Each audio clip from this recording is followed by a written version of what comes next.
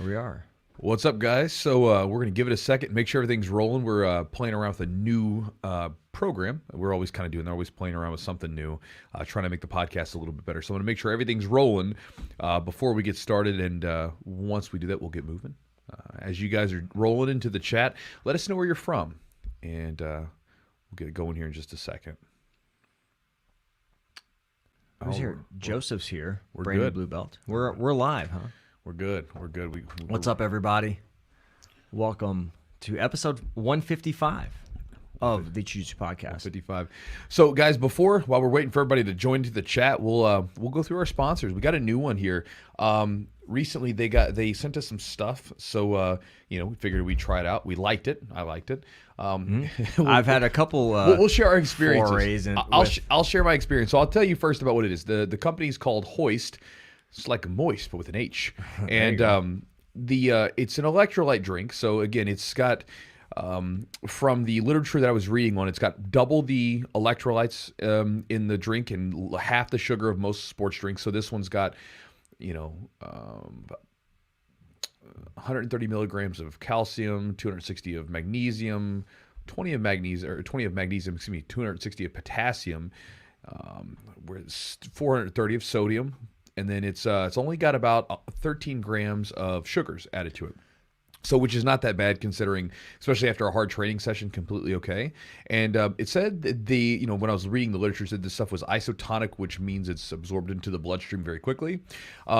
I tried it out because I like to try stuff out. I was right now at our gym. Right now, we're doing this thing where on one day of the week we're doing a full-on rolling session, like for the days, right? So, like for instance, Monday was nothing but rolling. That's all we did, nothing else, just rolling. And then on Tuesday, it's pretty much a full drilling day. So then for 2 hours, we're drilling techniques and repetitions, things of that nature. And I used it on the rolling day, and I definitely felt pretty good. I used it both on a gi rolling day and a no gi rolling day. So I used it twice over 2 weeks. And I definitely felt better. As I've gotten a bit older, I noticed that, the multiple rolling sessions really takes it out of me. And I definitely noticed that I was a bit hydrated for the training later on that evening. I felt a little bit more energized for it. Also, I like that because I hate it. I hate when you get a drink and they put all the dyes in it. Like this one, if you look, it's clear. There's no artificial dyes in this thing. I hate that. I hate when you get the drink because the dyes are literally just for color. It's for presentation. There's nothing special about the dyes. It tastes like an orange flavored thing and there's nothing to it. What flavor you got over there? I've got orange. I've got strawberry lemonade. So anyway, if you want to check their stuff out, you can go to the stringhoist.com. Promo code is Jiu-Jitsu, 10% off. I had a little bit of a different... You had a story. That's right. We forgot your story. I've done two different things. Shut it. So I had a friend come from out of town, and so we had a few drinks. I'm not a big drinker at all. I actually, as I've gotten older... Says the guy with, I walk in, and what is he... he's got bourbon waiting for us. It's like, I don't drink that much, but hey, here's another bottle of bourbon. So, honestly, I came to one of the sessions that was pretty tough. We rolled a lot, and I used it then. And then I felt decent. And then also, I drank a little bit one night. And the next morning it was a little under the alcohol weather, a little hungover. And so I was like, perfect opportunity. So I drank some that morning, and I actually did feel better. I liked it. It was good. It doesn't taste horrible. It tastes actually tastes pretty good, really good. I like the flavors. They have all kinds of flavors. And the other thing is for me is it's made here in the States. It's made up in Ohio. Yeah, in Ohio, Cincinnati. I'm like, they're fairly local, so I like that. It was good. I really enjoyed their stuff. So you guys can check their stuff out, drinkhoist.com. Yep. Also, big thanks to our sponsor, Charlotte's Web. Charlotte's Web gave us a new product to try. So this is their THC free, which has 0.000001. It's 0.01. Yeah, it's whatever. Is that what it is? 0.01. Okay, yeah. So it's like 100 or something, right? 100, yeah. 100. Math is hard. Yeah. I'm a bit of an exaggerator, but so basically, it's considered THC free. It has such a small amount that they have to put the word probably. Won't be a problem. Yeah, it's unlikely you will test positive for THC. However, It does have other really good stuff like CBG, some of these other cannabinoid things that are really, really good for you. So I'm going to give it a whirl. I use CBD obviously, but I'm going to try this one out and see if I notice any difference over the next couple weeks, and I'll let you guys know. But if you want to check it out, this version of it, you can go to charlesweb.com and you can use the promo code Jiu-Jitsu and save 15% on your order. But I'll try it out and let you guys know what I find. And then also big thanks to our sponsor, Epic Roll, Matt. If someone was actually asking me the other day on Instagram where this shirt is, it's like kind of like one of those seek and finds, right? Like where it's got submissions. I've got the Tom DeBlass little conspiracy theory one. It's one of my favorites. Like my girlfriend, we were sitting eating dinner the other day, and she was like trying. She was distracted. She was like looking for the submissions on it.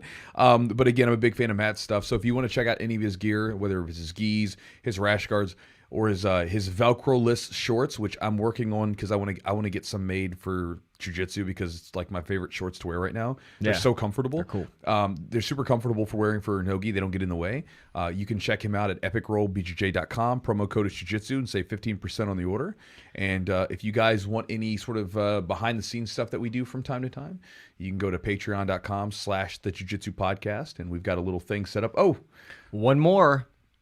A new one. We got all kinds of good new ball trimmer coming your way. So this is a big day for sponsors. Thank you guys. And we love our sponsors, and we thank you guys for supporting us for sure, and helping to grow the podcast, because I think you guys are a big part of that. Look at Chewy unboxing. I'm unboxing it. So this thing's actually super. Turn it on, dude. Ah, look at that. Look at the light. I'm gonna get my own. Oh, dude, be careful. Just be a big pile of hair. It's a super nice trimmer. So again, I've talked about this one on the podcast a bunch. It's a good trimmer. I can use it for my beard. You can get it in the shower and you use it. My girlfriend uses it to. I get like a hairy back stuff. Hairy tuft back, and she uses it, and it's got whatever they call it, the skin safe technology. But basically, you're not going to nick yourself with the damn thing. So I've got an old school set of trimmers that I have, which are plug them in and everything else. And that thing, I got to be careful because she's cut me a couple times. These, she can run these down, and so she has no problem with it. She hasn't cut me at all. And I like this little light. It's helpful. I think you can turn it on. This is the 4.0. It just came out with it. So you can turn it on and off. I haven't read the instructions yet. I don't know yet. We were playing with it. And it's got different, it's got a guard. It's got different, lengths you can shave to. So, I use that thing. I use that thing from, as we've said, for B2B. B2B. From my balls to my beard. You can use it for whatever you want to. It's a nice product. It's awesome. Yeah, I like it. I was impressed with it. Initially, I was kind of like, meh. And then I used it, and I was like, it's actually pretty good. Yeah, it's handy. It says designed for groin grooming, but I've used that thing on my beard just fine. So, again, if you want to check it out, you can go to manscaped.com. Promo code is Jiu-Jitsu. You save, or Jiu-Jitsu 20, sorry. 20% off the order, and you get free shipping as well on any of their products. All right. Well, you're here for the podcast. We're getting into it. So what's up, guys? Hope you guys are doing well. Hope everybody's able to get a little training in. It feels like things are opening up in more and more places. Although did you see that thing I posted the other day? Oh, about the hugs? The cautious hugs. It said in the UK that they allow cautious hugging now. I was like, what the hell's a cautious hug? I don't know what that means. Oh, dude, I'll read them to you. We cautiously hug all the time. By the way, I have to give a shout out to Crepe, who's from France. Crepe is from France. What? Crepe. Crepe. Okay. Is, yeah. What's that thing over the E? What's that called? I don't know. We're Americans. We're so stupid. What's going on? But yeah, crepe. That's a perfect name for you. So I'm going to give you the thing about cautious hugging. All right, cautious hugging. Here we go. Basically, so check this out. So it says it's because I was reading this because I thought it was just like a headline. I was like, oh no, they're serious. Yeah. How to cautiously hug in the pandemic. Basically, so it was the person, this expert was talking. Expert? Yeah, expert. Expert hugger? I don't know. No, some some person saying what it's allowed to do. It says, quote, kids who are eligible, and I'm not going to go into the COVID stuff, so this is I'm just having fun with this because I feel like it's like a South Park episode. Kids who aren't eligible for vaccines yet and are short enough can hug their vaccinated loved ones around the waist. Short enough? Yeah, so they can hug around the waist. And then if you're unvaccinated teens probably won't want to crouch down to anyone, so they should keep a mask on while they hug and tilt their face away while they're hugging someone. This is my favorite one. It says, quote, I think two vaccinated people can sit on a couch together. I think silly. So too. I agree. Oh man. I was running around the gym giving very uncautious hugs. I'm a hugger too, so it's a problem. Dude, we choke each other for fun. There's no cautious jiu-jitsu. We should make a video on that. Yeah, but spoof even video. then, I'm just like, I'm a hugger, dude. I like hugging people. know. So like when I see people, I'm like the fist bump stuff. I never did the fist bump. I was like, whatever. I'm Bring it in. I'm bring it in here. Bring it in. Let me get my bear paws on you. So yeah, today's podcast, guys, is sort of based upon recently Gordon Ryan is a G. I was close. Gordon Ryan was on Joe Rogan's podcast, and he was talking about the thing. About the gi being phased out over the next 10 years, right? So like the gi being phased out from competition, that sort of thing. And the jiu-jitsu world erupted with some pretty funny memes. I'll read the quote. It's right there. So it says, go ahead and read it. Honestly, that's dying in America. In the next 10 years, the gi is pretty much going to be phased out. No gi is the way of the future. And it says Gordon Ryan on gi competition. So that leaves a little bit to be, interpreted. Yeah. So that's kind of the main thing. And Gordon Ryan's got, obviously what he says. He's probably the best no-gi grappler. Absolutely.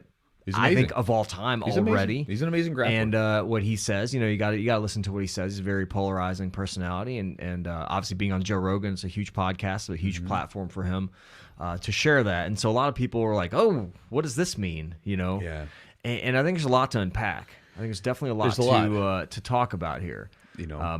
So I mean, what do you think? When you heard that, what was like your response or your reaction? Well, see, here's where I was getting at that is when I heard that, I was like, people were talking about this when I first started. Because when I first started, like first off, pretty much almost always, with a few exceptions, no-gi jiu-jitsu has always been the premier, highest paying one. So whenever you wanted to make money, you did no-gi jiu-jitsu. Like back in the day when I was competing, some of the bigger tournaments, you would see like $3,000 cash prizes, which, I mean, again, doesn't seem like much now, but back in the day, 3,000 cash prizes, you were getting ADCC level matches. Like at the Arnold Classic. Yeah. You were getting ADCC. It's big time. I remember watching Jeff Munson and Petapano, which that was an ADCC finals repeat. I remember watching Saulo Ribeiro and like Marcelo Garcia. Was that the one where the fight broke out with Petapano and so I was there for Jeff that. Munson? Yeah. So again, watching like ADCC level matches, and they're going for three Gs, right? That was what it was back then, and that was for no gi. There was no such prize money for the gi. You just didn't see it. And it was always one of these things where they talked about it, like, you eventually have to take the gi off to compete and make some money, right? Yeah. You compete in the gi too, but you would for sponsorships and stuff like that. But when you want to win some money, you got to go no gi. So why do you think that is? Well, I don't know yet. But what I'm going to say is that it's always been this thing where everybody kind of was already sort of prophesizing the phasing out of the kimono. Okay. But it never happened. And I think that, again, no-gi has become more and more popular. And I like that because, to be honest, when I was a white belt and they were talking about the gi being done with, I was like, I'm with you. Because I hated the thing. I hated wearing the gi. I was a wrestler. So coming in and putting on the kimono, I hated wearing that stupid thing. Now I'm a little different. I kind of like it. I like the gi. It's like a different flavor. Okay. It's a different flavor of jiu-jitsu. I'm actually still much better in no-gi. I believe. I think you're much better. I think I'm considerably better. That's a scary thought. I think I'm considerably better in no-gi than I am gi because I think that for my style, I hate getting hung up in like lapel grips and stuff like that. I can deal with them, and I do just fine in the gi. But when you look at like when my competitions and stuff like that, I have a much higher percentage of submissions in no-gi because there's less to get tangled up in, right? Sure. And so again, I was let's go, but it didn't happen. And I don't think that, I think the big problem with the gi ever being phased out completely, I'm not saying that that no-gi will not necessarily continue to become more and more popular and be the predominant like competition sort of focus or whatever. Yeah. But I think you're still going to see the gi in a lot of places simply for the fact that, one, people like the gi. There's lots of people that like the gi. You talk to any older person that's having to roll with a bunch of young whippersnappers. Yeah. They love that damn thing because they can hang on to them. Right. And a lot of people love the gi, this extension that they can become creative with. Yes. And you also then get a chance where, with the gi, you don't have a centralized governing body, and I think that's the big thing. Unless there's some centralized governing body saying this is how we do jiu-jitsu, right? Like judo does. Right. Exactly. This is how we do judo. This is how judo competitions operate.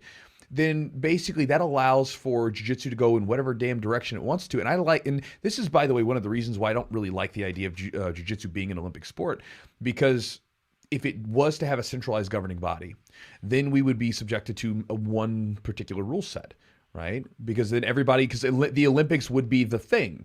Whereas right now it's like, well, we have ADCC, we've got IBJJF, we've got like the fight to wins and the submission onlys, we've got who's number one, we've got all these different formats, the EBIs, and they each have slightly different adjustments to the rules and the points and everything else. And I like that because you get to see these different creative versions, and you get to see like different people that thrive in different environments and they struggle in other environments, or sometimes they thrive in all the environments. It's just fun to watch, and it allows for a lot of different flavors of jiu-jitsu rather than being stuck with here's what you get, like this is it. And I think that as long as there's not a governing body that says that this is how we're doing things, and as long as jiu-jitsu does not really, I mean, it's more viable now to make money doing jiu-jitsu than it used to be, but until it's like really like until it's like a regular sport where there's a very good chance you could probably get in there if you're good to make some money. Until it's like that, then again, because like let's say for instance one organization was able to pay a fair amount of grapplers a living wage just to grapple, well then everybody's going to be going for that, and so that's what's going to become the predominant one, right? But until that happens, or until you have a governing body, it's going to just be all over the place. So why do you think? And I have some opinions. I'll ask you first. Why do you think the no-gi is the big moneymaker? What's in your opinion? Why do you think it's more popular? I mean, I have a couple ideas. I'll let you say it first, and I'll see if we agree, disagree. For me, I've always found no-gi a little bit more exciting because of the fact that there's less grips, there's less to hang on to. And I think that you typically see, not always, but when you get people going after it, you typically, to me, the submissions seem to be a little bit more prevalent. Yeah. But that's not always true. Honestly, that's not necessarily true because that really comes down to the people. A lot of times, like, when you can watch some competitors, whether it's gi, no gi, whatever, submission only, points based, they're always going after the submission. And then you'll watch some guys that'll somehow just skirt the edge of the rules just to get by. But I think that sometimes when you add in things like lapels and like 50-50 and you can't heel hook, like in the gi and stuff like that, it makes the matches incredibly boring and they just get stalemate. I think the gi honestly would be a little bit more exciting if you did some things, kind of like judo or wrestling. So for instance, in wrestling, here's a great example. In wrestling, in high school wrestling for like in the United States, we cannot lock our hands together. Maybe this has changed, but when you're on the ground wrestling, you cannot lock your hands together. I know that. Because they don't want you to stall. Because they don't want you to get down there and just hug on someone. They want to give that person an opportunity to escape, and they want you to be active, right? In wrestling, if you start backing up, you get called for a stalling call real quick.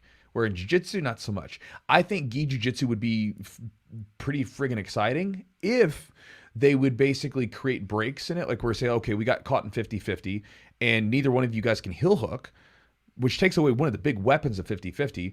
Let's give it a certain amount of time, maybe 20 seconds, 30 seconds. If nothing happens, let's get back up. Let's mix it back up. Let's get going, right? Because you'll see matches where literally the competitors, there was one with, I think it was Urbith and Buchecha, where Buchecha's literally like laying there. I remember that. And he's frustrated and he's just sitting there like this. To me, it would have been like, this sucks because you have these two really tough competitors. Let's break them up and just let them go again. You see that a lot of times in judo where if they're on the ground too long, they break it. I'm not saying do that because, the ground is where we live. But I think that at the same time, you got to say, hey, listen, guys, like the clock is ticking. You got to go. Like we can't sit here and do nothing forever. And I think sometimes when you get into some of those really slow moving positions, like a 50-50 with no heel hook, or like this lapel guard that's been wrapped around, like, again, I think it's like maybe put some sort of time restriction on it or something. Again, but then that becomes a problem because that's how some people play. They play that methodical game and chip away at the person. And I think you need to do away with advantages too, either points or no points. I think so. My thinking on why no-gi is a little more popular, it's just a nicer viewing experience. Like there's less stalling. You can't stall because you can't grip, right? So less stalling there. I mean, you can always stall, but you're less likely. It's just harder to stall. Harder. You're a little more slippery, right?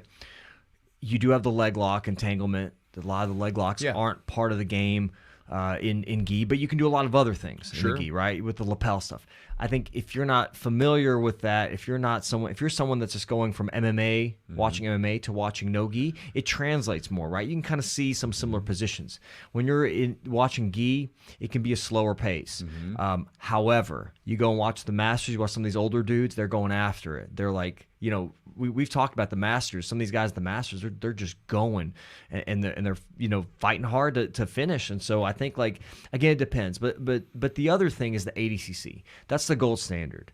The ADCC is like, that's like you're an ADCC champion. That's like the top of the food chain there, right? It always has been. It always has always been. has been. And that's no gi. Yeah. So that's it. Like, if you want to be an ADCC and why champion, is that? What do you mean why? Why is it such a big deal? I mean, it's always been. I mean, because But why? The rule set The money. The They money, pay out true, the money, true. bro. Yeah, Like, yeah. I mean, that was the thing. Everybody wanted the money, so they're like, this is the place where you can win the biggest prize money. Yes. So that's what you're gonna do. Look at a perfect example, and not even winning, you get third place. Look at Lachlan, right? Yeah. Lachlan gets third place, starts popping out all these instructionals and stuff. And also because of what happened, because he submitted two like really large dudes, right? And the rule set's kind of exciting, and it can be, but the rule set can also be incredibly boring. So, like, if you go back and watch some of the old ADCCs, you would watch these awful matches, because if you're not familiar with the ADCC point system, is basically the first half of the match there are no points, and this is done to encourage people to try stuff. Now, some people take advantage of this, and you'll see some guys just go after it in that first half, but sometimes what people do is they basically play safe and they literally do nothing. They do nothing for 5 minutes. Right, and then they'll start kicking it on when it's time for the points. And back in the day, you used to see terrible matches where it literally you would see nothing and they'd get a takedown and they'd win off that. Whereas I feel like now and more you're seeing just, you know, in most cases, you're seeing more of an aggressive pace put on during competitions and matches. I think you're seeing more of an aggressive pace put on. And but again, it's but yeah, it's a prestigious tournament, and it always has been since I was a brand new newbie in jiu-jitsu. Like, ADCC was the thing, and it was, you know, when you saw the ADCC champions, I mean, it's very infrequent, it's very prestigious, it's a big deal, right?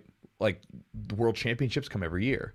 There's still relatively few amount of them, I see what you're but saying. ADCC is like fewer weight classes, like fewer competitions, more money, more people are vying to get in there. It's a big deal, always has been. And I think another reason why you're saying about like people, like why it's enjoyable, I think it's enjoyable especially for people like Americans to watch, because again, like you said, we didn't grow up watching, like we don't grow up in a culture, like for instance, like we don't grow up in a culture of judo, right, where the kimono is very normal.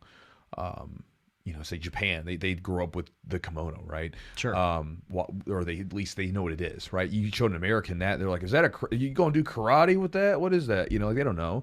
But UFC, we can see this, right? So then when you watch the ADCC, it's like, oh, it's like you took out the punches and the kicks. Yep. Very, very similar, right? And getting back to it, without the friction in the gi to hang on to, there's a lot more movement. You can move around, you can do stuff. Yeah, I mean, I agree with you. Look, like, here's the one thing as far as it dying off or not dying off. It depends on what's the influx of new jiu-jitsu practitioners, right? Are they young? Are they old? Is a little bit of both? Like, what's the purpose? Like, you know, before, like when you started training, even when I started training, most people were going to jiu-jitsu to fight. So no-gi was a big thing because it translated into fighting. But it wasn't, though, because like when I first started anyway, maybe it was different when you got in. When I first started, we had one no-gi day a week, and we were told that to get good at no-gi, you had to do more gi. Because I heard that too. That's the gi makes you tighter, right? Makes your move tighter. Yeah. And I think there are some advantages to the gi as far as like learning how to slow your pace down a little bit, being a little bit more thoughtful, because you have to be sometimes because you got grips all over you. I think it could be useful for it. But I mean, if you want to get good at no-gi, you got to be focused on no-gi. This is as simple as that, right? I agree with that. Because it's a different thing. Like I remember I started to question that argument when I was a purple belt and I would roll with some of these MMA guys, and I was technically better than them. But damn it, like they were so squirmy, and I wasn't used to just using my body to apply pressure. Yeah. So I was always used to having handles and stuff, right? And they would just start wigging out and trying to get away from me. And a lot of times they would, because I didn't have the proper placement with my body. And I think that's one of the beautiful things about no-gi is you learn how to use just you to apply the pressure, to get the grips and everything else that you can use. And you can translate those grips perfectly over to no-gi, no problem. Or to gi, excuse me, to gi, no problem. It's one of those things where I had to learn how to do that. So that was what was told to me, but obviously learn it's not real. Now, like in the gym, we have we're half and half basically. Yep. Gi and no-gi, we're half and half. We do them all the way. And it's funny because a lot of my no-gi classes have gotten bigger.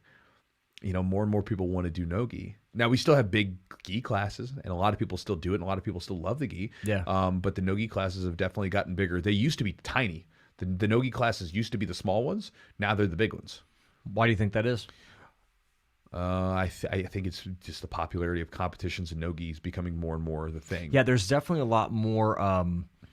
There's a lot more just no-gi, exclusive no-gi tournaments. Like, well, when you think of professional jiu-jitsu, what does that look like to you? What are they wearing? Man, you know, I understand, but when you say like professional show, what are you thinking? professional show, will probably like you're thinking Fight to Win, who's number one, Right. ADCC. And when most of the time when you see those guys compete, what are they competing in? It's no gi. No gi, yeah. Yeah. You know, so again, I think that like, you know, for that professional level, it's pretty much it's been that way for a long time. You know, like whenever you would see like the guys like really get into, I mean, you'd still see the gi and stuff and the mundials and then the worlds and stuff. But when you were like watching like the ADCC and stuff, the top level, it was always no gi. But you know, I think like you're solidified as a, you know, like gi world champion, like IBJJF world. That was like the thing for a long time. Well, it's still a thing. It's a like, huge deal. That's like that's deal. one of the accomplishments. I mean, you Yeah. still look at some of these guys that have never done ADCC. I don't think Bernardo ever has, but he's been, you know, world champion numerous times, and he's one of the greats. And you see a lot of these guys. I don't know if Buchecha ever. I don't think he's ever won ADCC. Has he? I don't know. I think he's primarily. He maybe won his weight class, or maybe because I know he made it to the finals against Gordon Ryan. I know he made it to the finals of against Cyborg. I don't know if that was in the open or in the whatever, but I primarily like him. Like I think he's won 10 times. Mm-hmm. You know, he's won the gi. I think world champion 10 times or at least. Mm-hmm. And I don't remember him having a ton of like. Well, there's also guys like Rodolfo who's won the IBJJF World Championships, but then he got heel hooked in by Dean Lister in the later on the year in the ADCC. Yeah, you know, and again, but here's the thing. Here's another thing I think, and this is just sort of off topic, but there's this derogatory comment that gets thrown around where people say, "Oh, you're only good in the gi," or "You're only good in the no gi." It's a stupid argument. It's like, so what? Like, this is what I like playing. This is the jiu-jitsu I like competing in. This is what I do. It's jiu-jitsu. Right. It's jiu-jitsu. This is my flavor of jiu-jitsu. Like, I don't go up to the store like, man, you're lame. You only like chocolate ice cream. It's what you like. It's what you like eating. I like this one, right? Whatever. You know, it doesn't matter. But it's this funny thing where like somehow I'm supposed to agree with you that you have the whatever. You know, it's like people just go different directions and they specialize in different things. It's like even like when you look at the roots of judo and the roots of Brazilian jiu-jitsu, you know, back in the day you'd have like guys who were specialists in newaza, you know, the groundwork, and you had special guys who were specialists in the stand-up, you know, that they just found their different little niches everywhere. Mm-hmm. And same thing now, you find guys that just work better in certain forms of the gi versus no gi, things like that. But I don't think it's a bad or good thing. It just is. You know, when a lot of people get into jiu-jitsu initially, you usually start in the gi. I mean, a lot, not like 10th Planet, but a lot of these like traditional BJJ gyms is like, I mean, the first class I took was gi class. Yeah, even our beginner classes now are done in the gi. Yeah. Mm-hmm. Why do you see an advantage, disadvantage? I mean, I think you have people do both, obviously, but it can be overwhelming too. Like I'm thinking, like you think about all this stuff in the gi, and then you got to think about all this stuff in no gi. It's like, oh, I'm learning these grips, and I have to forget about these grips and use different grips. Like it can be overwhelming to people that maybe don't have any clue about jiu-jitsu at all. Yeah, but if it gets overwhelming, just deal with it. I mean, it's like anytime you get into anything new, it's going to be overwhelming. You just got to roll with it. Yeah. Like, so what? Like, I mean, everything's overwhelming. Like when you had a kid, I bet that stuff was real overwhelming, right? Like all of a sudden you're just like this, you're experiencing all this stuff for the first time. You don't go, man, I can't deal with this damn kid. Can we get rid of this one? Like, I mean, you just deal with it. Yeah. It's just what it is. Like Jess and I, we bought the house, we got all this land, and now we're like looking at all this different stuff, and we're going to plant this garden, we're going to get some chickens and stuff, and it's a lot to deal with. Yep. So what? Deal with it. That's life, right? Anytime you get into something new, you get into a new adventure, it's going to be overwhelming for a little bit. It's okay. You just stick through for a little bit, and over time, it sort of dies down, right? Do you think maybe doing, and this is just, I'm just kind of thinking stuff Yeah, yeah, through. yeah. Do you think it's maybe beneficial to, like, if you start in the gi, just stick with the gi for a bit and then hop into no gi and start incorporating no gi a little more? Do you think there's any? I don't think it matters, man. Don't think so? I think. See, the thing is one of the things that I that we teach. I don't really get too. I mean, there's some specific gi stuff that they'll learn, but we don't get too gi specific early on, right? We learn the gi, we use the gi, we'll like cross collar grips. Sure. We'll say cross collar, then you can grab the neck, this kind of stuff. But I mean, really, we do it because of just traditionalism, just being traditional. Yeah. Just like we just teach in the gi, and it's for nothing other than that's just what we do. Like I don't hate the gi. I have no problem with the gi. I like training in it. Mm-hmm. I like doing both. There are some. I mean, I know some people poo-poo on it, but there are some actual like off the mat applications for it.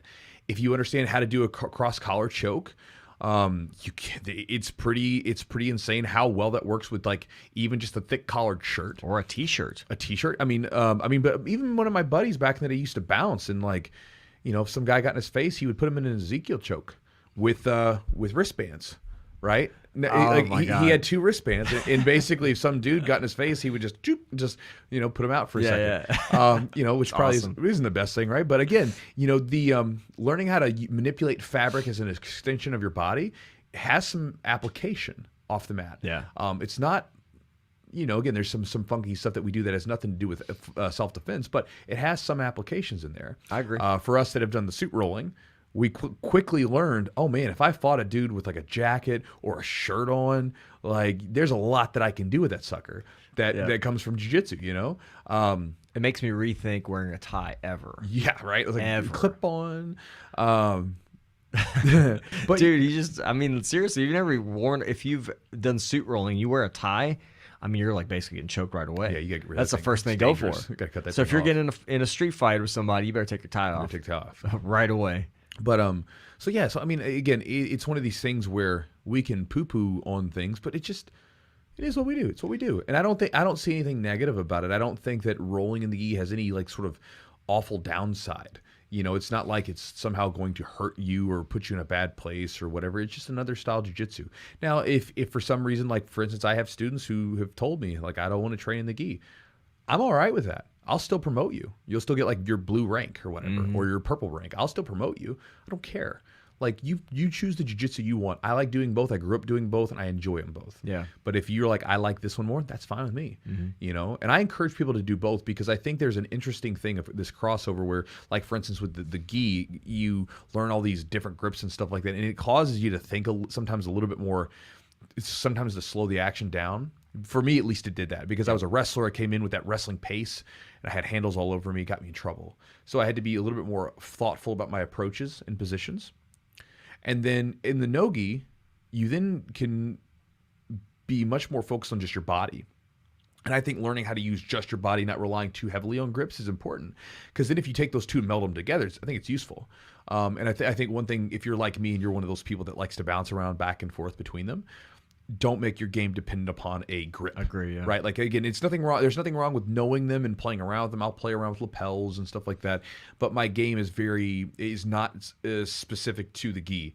Pretty much everything in it that I use my A game, pretty much anything of that A game can be translated from one to the other. Yep. Yeah, that's the thing. That having that ability for it to bounce back and forth. Like, I mean, you don't have to, if you train gi primarily, you should, for the most part, I mean, you have to make some adjustments. You should be able to transition to no gi. You may not be as good, but you should have, your game should not be that much off. Yeah. But again, if you heavily rely, like I like the cross collar grip. I use that a lot. You got to switch it up. I have to do different things. Head control, different positions, wrist control. I mean, I do different things. Yeah. And I just do that automatically because I know the grip's not there. But, I think for me, I'm more comfortable in the gi. And it's because the way my schedule fell. There was more gi classes offered when I started training. Yep. And my schedule fell in a certain way that I could make the gi classes more often than I could make the no gi. Yeah, and you also got pretty good with it. You got good with like loop chokes. Yeah, and I things like liked that. it. And you find stuff, you fall into certain positions, certain things you like to do, and you kind of go down that path a little bit because you're good at it, or you should enjoy it. I mean, if you have success in something, you're going to stick with it. Of course. I'm sure if I did no-gi and had a little more success with that, I would probably enjoy that as well. And I mean, I think the popularity again when you look at the the leg lock game. There's so many. It's just like with the lapel, right? There's so many things you can start doing with the lapel. Look at no-gi. So many things you can do with the leg legs. entanglement, Yeah. and then you can transition, and then you start playing with rule sets, submission only, combat, jiu-jitsu. You start playing with these rule sets and stuff, and it makes it kind of fun. I think the main thing, going back to what Gordon was talking about, I think for the competition, for like viewership, for popularity wise, like the gi is always going to be there.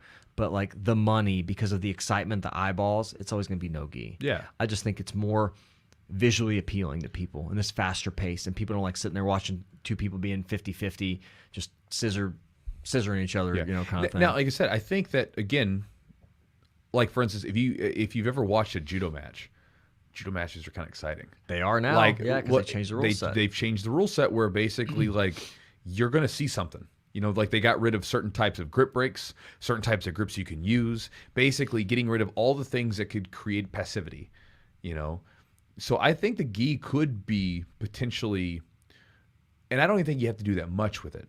I think you could spruce up a few things, basically give limitations to certain positions, and the gi would become far more interesting to watch. And I think if you shorten the rounds down, 10 minutes is just too long to me. Like I think in a lot of cases, is that adult? What's 10 minutes? 10 minutes adult. Yeah. A black belt 10? Yeah. Okay, I thought it was like 8. I think it's a brown belt. Adult. Brown belt is 8. Wow. I even think like a lot of the ADCC matches, like 20 minutes, 40 minutes. Like what are you going to do for 40 minutes? To me, it's like watch like Olympic wrestling. Like it's not a long match, but they go. Right, like they're just going, right? Like basically we're condensing all that time, and we're basically saying you got this much time to go, right? And there was like, for instance, like it was like the Abu Dhabi Pro Trials or whatever. Some of their matches were like 6 or 7 minutes, bro. They were friggin' getting after it. There was no like filling out process, because as a high level black belt, all these dudes can go hard for 6 or 7 minutes. Yeah. So it was just like whomp, turn on the burners, and they're just going after each other. I think that's if you wanted to make jiu-jitsu exciting, lessen the timers down, and like make sure that like again, just you make people go. So listen, this is how much time you got. Like even like when we were doing when I was doing like the ADCC trials, like it was a 6-minute match, 3 and 3, right, with an overtime if possible. The matches were fun to watch because you got 6 minutes. You got nothing. You don't have a lot of time to work, so you got to be super aggressive. And I like that. To me, it's like when you look at wrestling, like in high school wrestling, I wrestled 6 minutes. In the Olympics, it's not like they jump it up to 12 minutes, right? You just have to go better. You have to go faster, right? The rules change obviously from what we do in like high school wrestling, folk style wrestling, to freestyle. But the time limit's not some double. You didn't double the time limit. You just made people go faster, and I think that's one of the things that I think is kind of a negative thing, because a lot of times, because here's the deal. Let's say you have a potentially 20-minute match.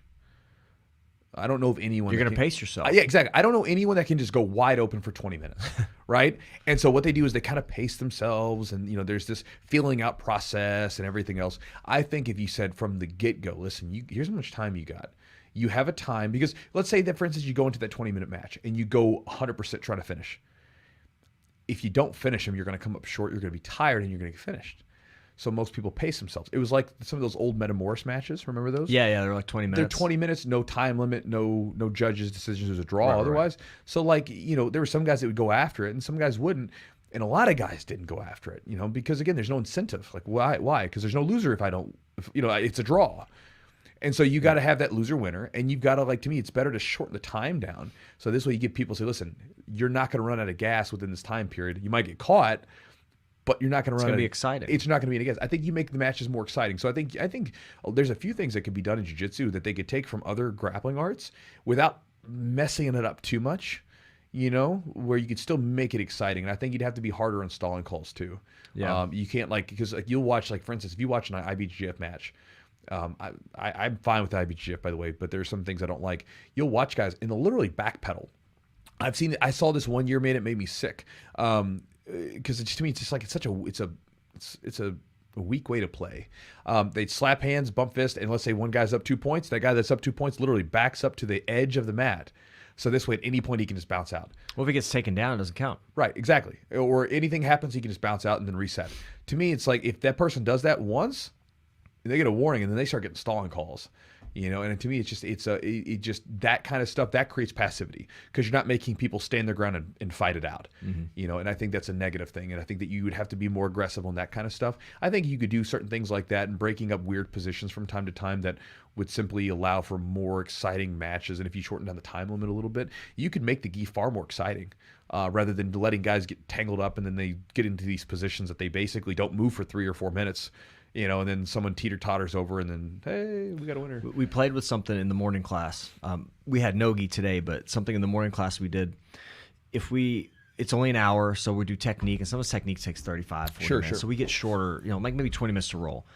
And so whenever we have an odd number, like I like to shorten the rounds because I don't want anybody sitting for 5-6 minutes. So we'll like do threes. Yeah. We'll do threes sometimes. And we did threes and we're just Pace killing each other, Pace man. We're just trying to murder each other. And then you get like, somebody sits out just for 3 minutes but you're no breaks. Yeah. Like 3 minutes, next person, 3 minutes, and you're just going. And then like everybody's so tired. Or we'll do pass defend and we'll do like a minute and a half, just pass it. So, dude, if you get swept, who cares? You start right over. So there's no, there's really the risk. You're not going to get stuck underneath somebody for 5 minutes. So and you also know you only got a couple minutes to work. Yeah, it's right? fun. It's like this is something where, I noticed this as a coach, and you don't even have to explicitly tell anyone. I remember like literally like one day we were in class, this is years ago. I had like this thing, I was just like random times. All right, guys, it is going to be and I'm doing this, I'm swiping on my phone. Yep. 7-minute match. All right, 7 minutes. And then it's going to be a 1-minute match. And you watch people roll for 1 minute and they're way more aggressive. Yeah. Because they've only got 1 minute, and you can think about, and so I think it's a good thing to do is to mix those rounds up. And so you can feel the intensity difference between a longer round versus a shorter round. And I think that if you want to make it more exciting, more palatable to the masses, well, then you got to make it more exciting. You got to make the movement happen. And again, you got to make the time limit shorter.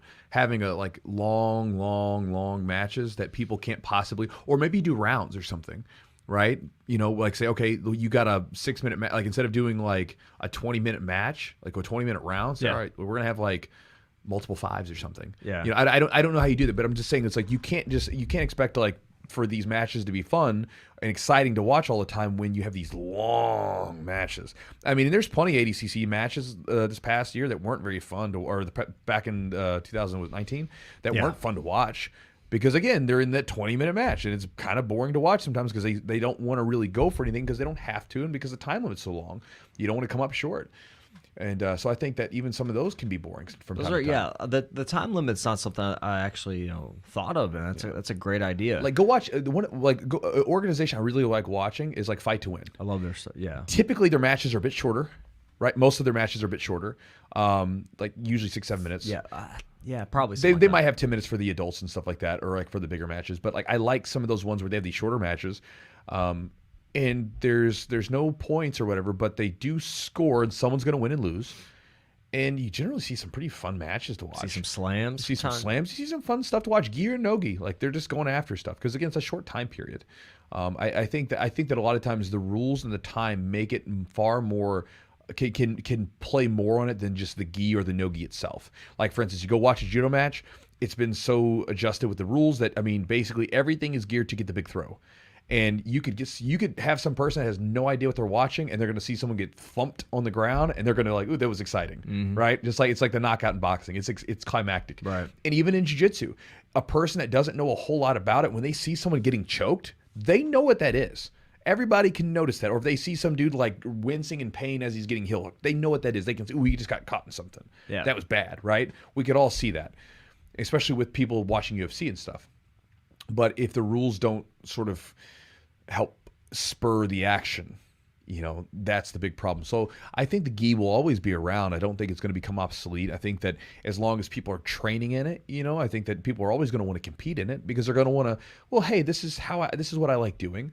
But as far as it being like no gi being sort of the premier thing, it kind of always has been at least it has been for a long time, at least in the United States. It's been kind of the premier thing. If you wanted to make money grappling, no gi was what you had to do. I mean, granted, you could always compete in gi and get sponsorships, but we were talking about actual prize money.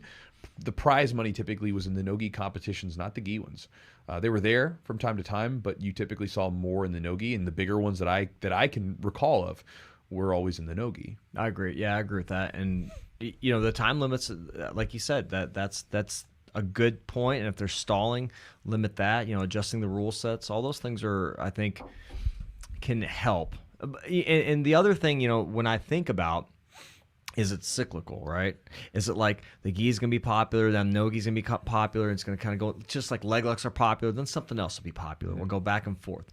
I don't know. It depends on what people jump into. Who knows? The gi becomes like a relic of the past that nobody uses, and then some like hipster pulls it out of just wears it to be ironic, and then it becomes a thing again. Yeah. I think some of it deals with like relevancy. Like, is it relevant to depends on what you're doing. Martial arts? Yeah. Is it relevant to self-defense? I think it is. Is it? I think there's use and there's function for it.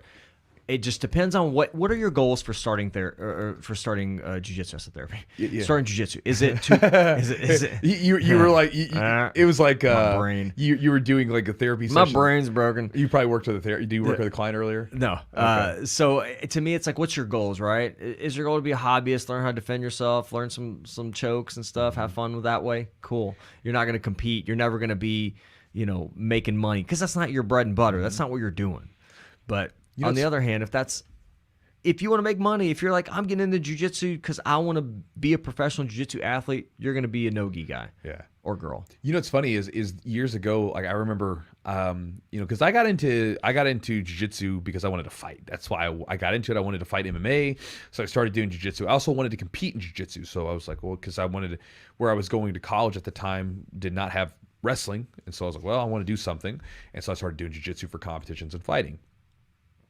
What's interesting is a lot of the fighters back then would like poo-poo on me for wearing the gi. They'd say, "Oh man, you're so stupid. Why are you wearing the gi?" Blah blah blah blah blah blah blah. Right? And then over the years, as the fighting careers of all of us have waxed and waned, a lot of the guys have slapped the gi on. They're like, you know what, man, this thing's kind of fun. It is fun. It's so funny because like I had so many guys over the years who would like crap all over me for wearing the gi, and then eventually they're like, I wish I would have put this thing on sooner because, whatever. Mm-hmm. And I was like, I agree, man. It is fun. And as you get older, you can slow things down. And so, like, you can still be really high-level competitive in the gi, versus maybe no gi where you don't have quite the juice, quite the get up and go. Yeah. So, I mean, I think it's all jiu-jitsu. We love jiu-jitsu, and that's the point. So if you want to do no-gi, do no-gi. If you want to do gi, it's just like the whole COVID thing. You want to wear a mask, wear it. You don't want to wear a mask, don't wear it. Do your thing. Be safe, whatever. Yeah. I mean, jiu-jitsu is jiu-jitsu. Yeah. Like, I just think it's, again, I don't think, because like I said, and maybe it is, who knows? I could be completely wrong about this, but people were talking about this since I started jiu-jitsu forever ago, that the gi was going to be phased out. It was done with. It was like, this is an old relic of the past. Yeah. And it kept on and going, right? And I think it only became even more popular with like when the IBJJF became big. Yes. Like it became very big because people don't understand even before the IBJJF. Like we're having like a back in my day jiu-jitsu. I feel like grandpa jiu-jitsu. Grandpa Grandpa grappler. Like people don't understand the availability of competitions as they are today, because back in the day when I first started, you didn't have competitions like the IBJJF. You didn't have them coming in all the time and being everywhere, and then you didn't have all these other smaller competitions running throughout the country and the world and everything else. And that's such a cool thing. And I think as that has become bigger, so has the gi, because people have had more opportunities. Because it used to be you would train in the gi, maybe there's a couple competitions, and then you take the stupid thing off to go fight MMA, and then you grapple. I mean, that's really what it was, right? Like you go look at all the old the old Brazilian top team guys like the Nogueira brothers and Mario Sperry and Murilo Bustamante and Valide Ismail, all these dudes, right? All the old Carlson Gracie guys that were fighting. They were wearing the gis, and then they would take things off and they'd go fight in MMA, and but they were all winning big tournaments, but then they would take it off and go fight. Yeah. Whereas now you see more competitions, and you could compete every single weekend if you wanted to. That's never been a thing before until the last decade, and it's neat. It's a very cool thing, and I think that as that's grown, so is the gi's popularity. Yeah. And so it's honestly, the gi to me has gotten a little bit more popular over the years because of that fact. Because now you got something to do with it more often. Right, so I don't think it's going anywhere. I think that, again, the no-gi tournaments are still going to be the higher paying ones, as they always have been, and that's that. Oh yeah, I agree with you. Let's do it. Let's take some questions, guys. All right, guys. I think we have figured this thing out. We beat that horse. The old debate. Guys, if you have some questions for us, we're going to start going through some questions. We're going to see if there's anything on here. If you guys have anything, send up. Chewy, thanks for all. Question about the Origin Gi? I don't know. Question about the Origin Gi? What? You partner with them. How funny. Oh, never mind. You just had a question Okay. about it. So, let's see. Let's see if we got anything. Damien, have you ever farted on someone while rolling? Yes. I've done it. Where? I've farted on someone while rolling. Stuff happens. What's up, Damien? So here's a funny story about farting on people while rolling. If you make somebody fart, we just do arbitrary points. Like if you do like a knee on belly and somebody farts, like 5 points. Yeah, like 10 if points. you make them fart. Make them fart. Yeah, if you like make them fart, like a lot of times, 2. That's right. We just yell. All right, let's do this. Chew, are you familiar with the fights tomorrow? This is from Jerome. No, I'm not familiar with the fights. So Charles Oliveira is fighting Michael Chandler tomorrow. Ooh. So kind of a wrestler. That's going to be a type good guy. one, yeah. It is. And Oliveira's good. Oliveira beat Tony Ferguson pretty bad. What do you think? You think he can submit him? Dude, I don't know. Like I watch fights, but like here's the problem with me. I'm old. I'm older than my years actually say. I have such a hell of a time staying up all night, like for those fights, because they're so late.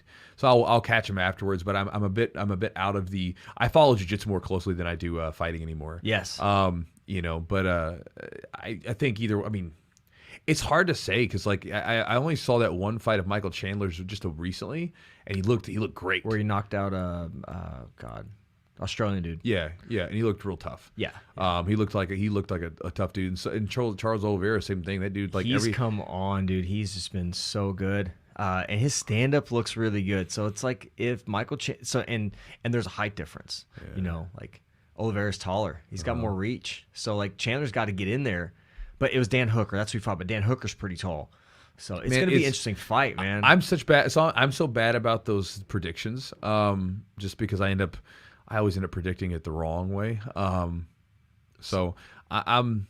What do you think of his chances? So if he's, He's he goes good. to the ground, dude, and he submits from the bottom too. He's got a good chance. So I'll. He's the favorite too, I think. Yeah, I mean Charles Oliveira is tough, dude.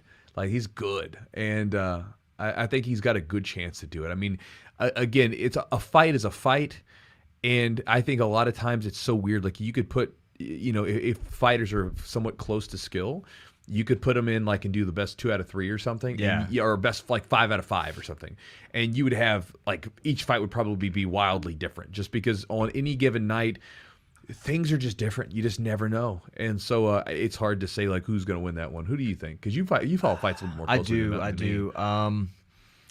Man, I think Chandler wins.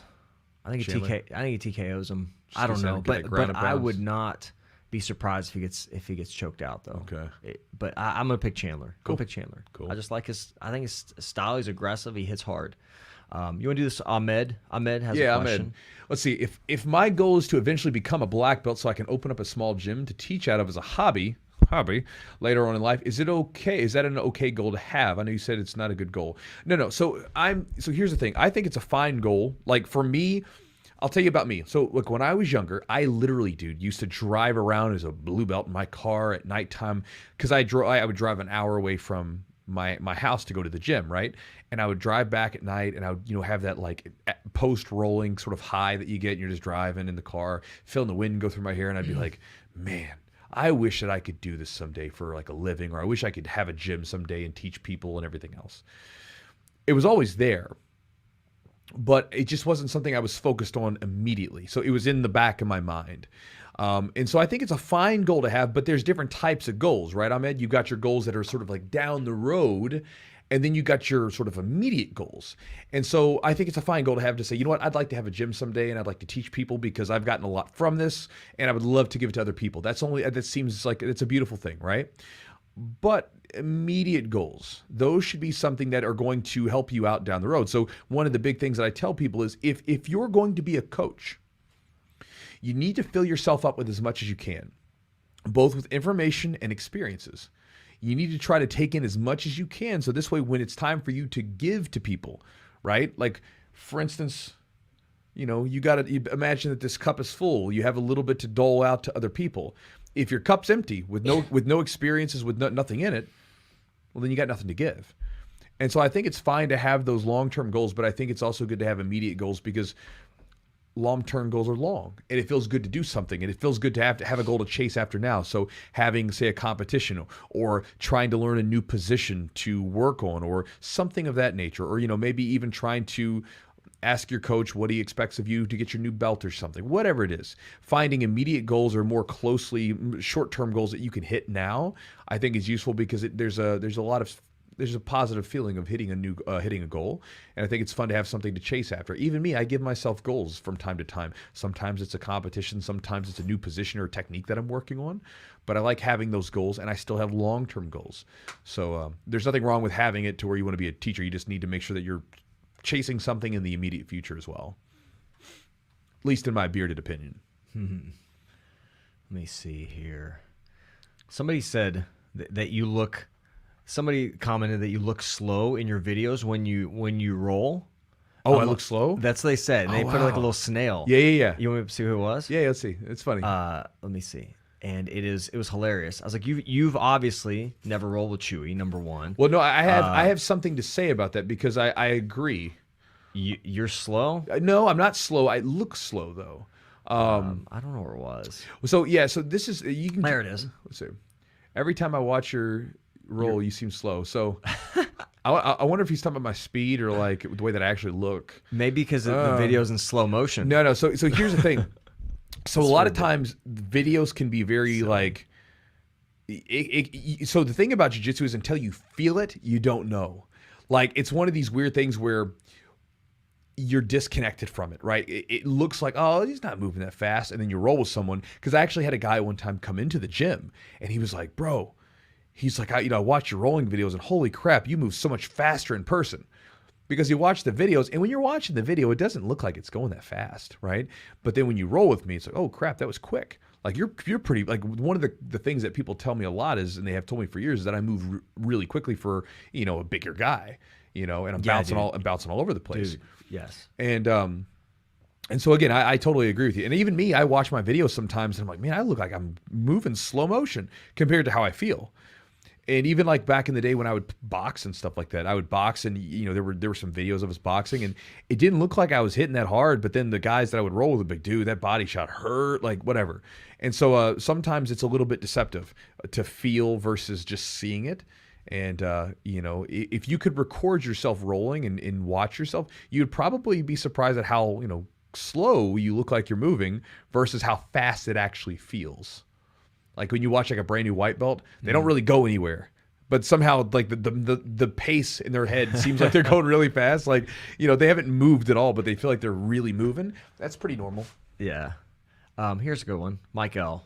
I'm going to delete this fella. How do you improve? Which one? There it is. How do you improve cardio and BJJ? Oh, I thought you were going to try to delete No, I delete somebody. Oh, how do you improve your cardio and BJJ? So, interesting. One of the ways you can do it, what? You just do. You can roll. You just roll. So now you can roll, and I know some people are like, come on, Chewy, give us some better answers than that, So yeah, you can roll. Obviously, I think rolling is important. Here's a couple things. One, roll, and when you get tired, continue to try to roll and be efficient. Being in those, here's what happens a lot of times. People, when they get into jiu-jitsu, if they've never done anything super physical, their mental limitations and their physical limitations are not the same. Mentally, they will feel fatigued, tired, and wore out before they're physically really done, right? Physically, they still have something left in them, but mentally, they feel like they're cooked because of the discomfort. So if you get into that uncomfortable space, push yourself a little bit. I'm not saying be dangerous, but push yourself. But beyond that, losing weight's really helpful for cardio. Like if you're overweight or if you've got an extra couple lbs sitting on the, right here, it's a good idea to lose them. It's not a bad thing because you'll find, like, I always know, like when I drop a little bit of weight, I feel so much quicker. My cardio goes up because I'm just lugging less weight around, right? The other thing that you can do is either do. So I like if I'm trying to boost my cardio for a competition, I like to do sprint intervals, and I like to do those either. Sometimes I'll do I'll do hill sprints, right? Because I don't like to run long distances anymore. Hill sprints, or I'll get on an Airdyne bike and I'll do my biking. And I think biking is good because it's easy on the knees. Mm-hmm. Or sometimes I'll even mix up the bike with a ski erg. Yeah. I agree. Yeah. But any kind of like cardiovascular exercise where you're doing that is good, and even steady state cardio has a place off the mats, because if you think of like the pace that we're always doing, we're in this like bursting thing, but we're always moving, and so if you build up your aerobic capacity too through just steady state cardio, your body's always using that particular energy system, and so even doing some of that's helpful. Like you're building like your cardio floor almost. Like your floor is a little higher than it was. Well, think of it like so your body has different energy systems that it uses at different times, yes. depending on what type of activity you're doing, right? So let's say if you're just moving, you're on the feet, and you're just kind of like lightly grappling for hand fighting, right? You're not using that ultra strong, explosive, powerful energy system. Now, when you shoot in for a shot, you are. Right. So you got to think about trying to like hit all those different places and things like that. That's at least the way I think about it. But getting back to it, rolling more is a good idea. Losing weight, if you need to, would be a good idea. Doing some cardio off the mat through biking, hill sprints, and then even doing a little steady state cardio from time to time is good. And if you're newer, understand this. Sometimes it's just going to take a while, because what's happening is you may have a fine gas tank, and you might have enough cardiovascular output to be there, but the problem is you're inefficient. Everything's new, your body's freaking out, and your energy meter is just zapped, right? This is why you can see a black belt who's relatively out of shape roll for a while, because they know how to be efficient. And so as you roll more and train more, you'll become more efficient, and that'll be a thing as well. All right.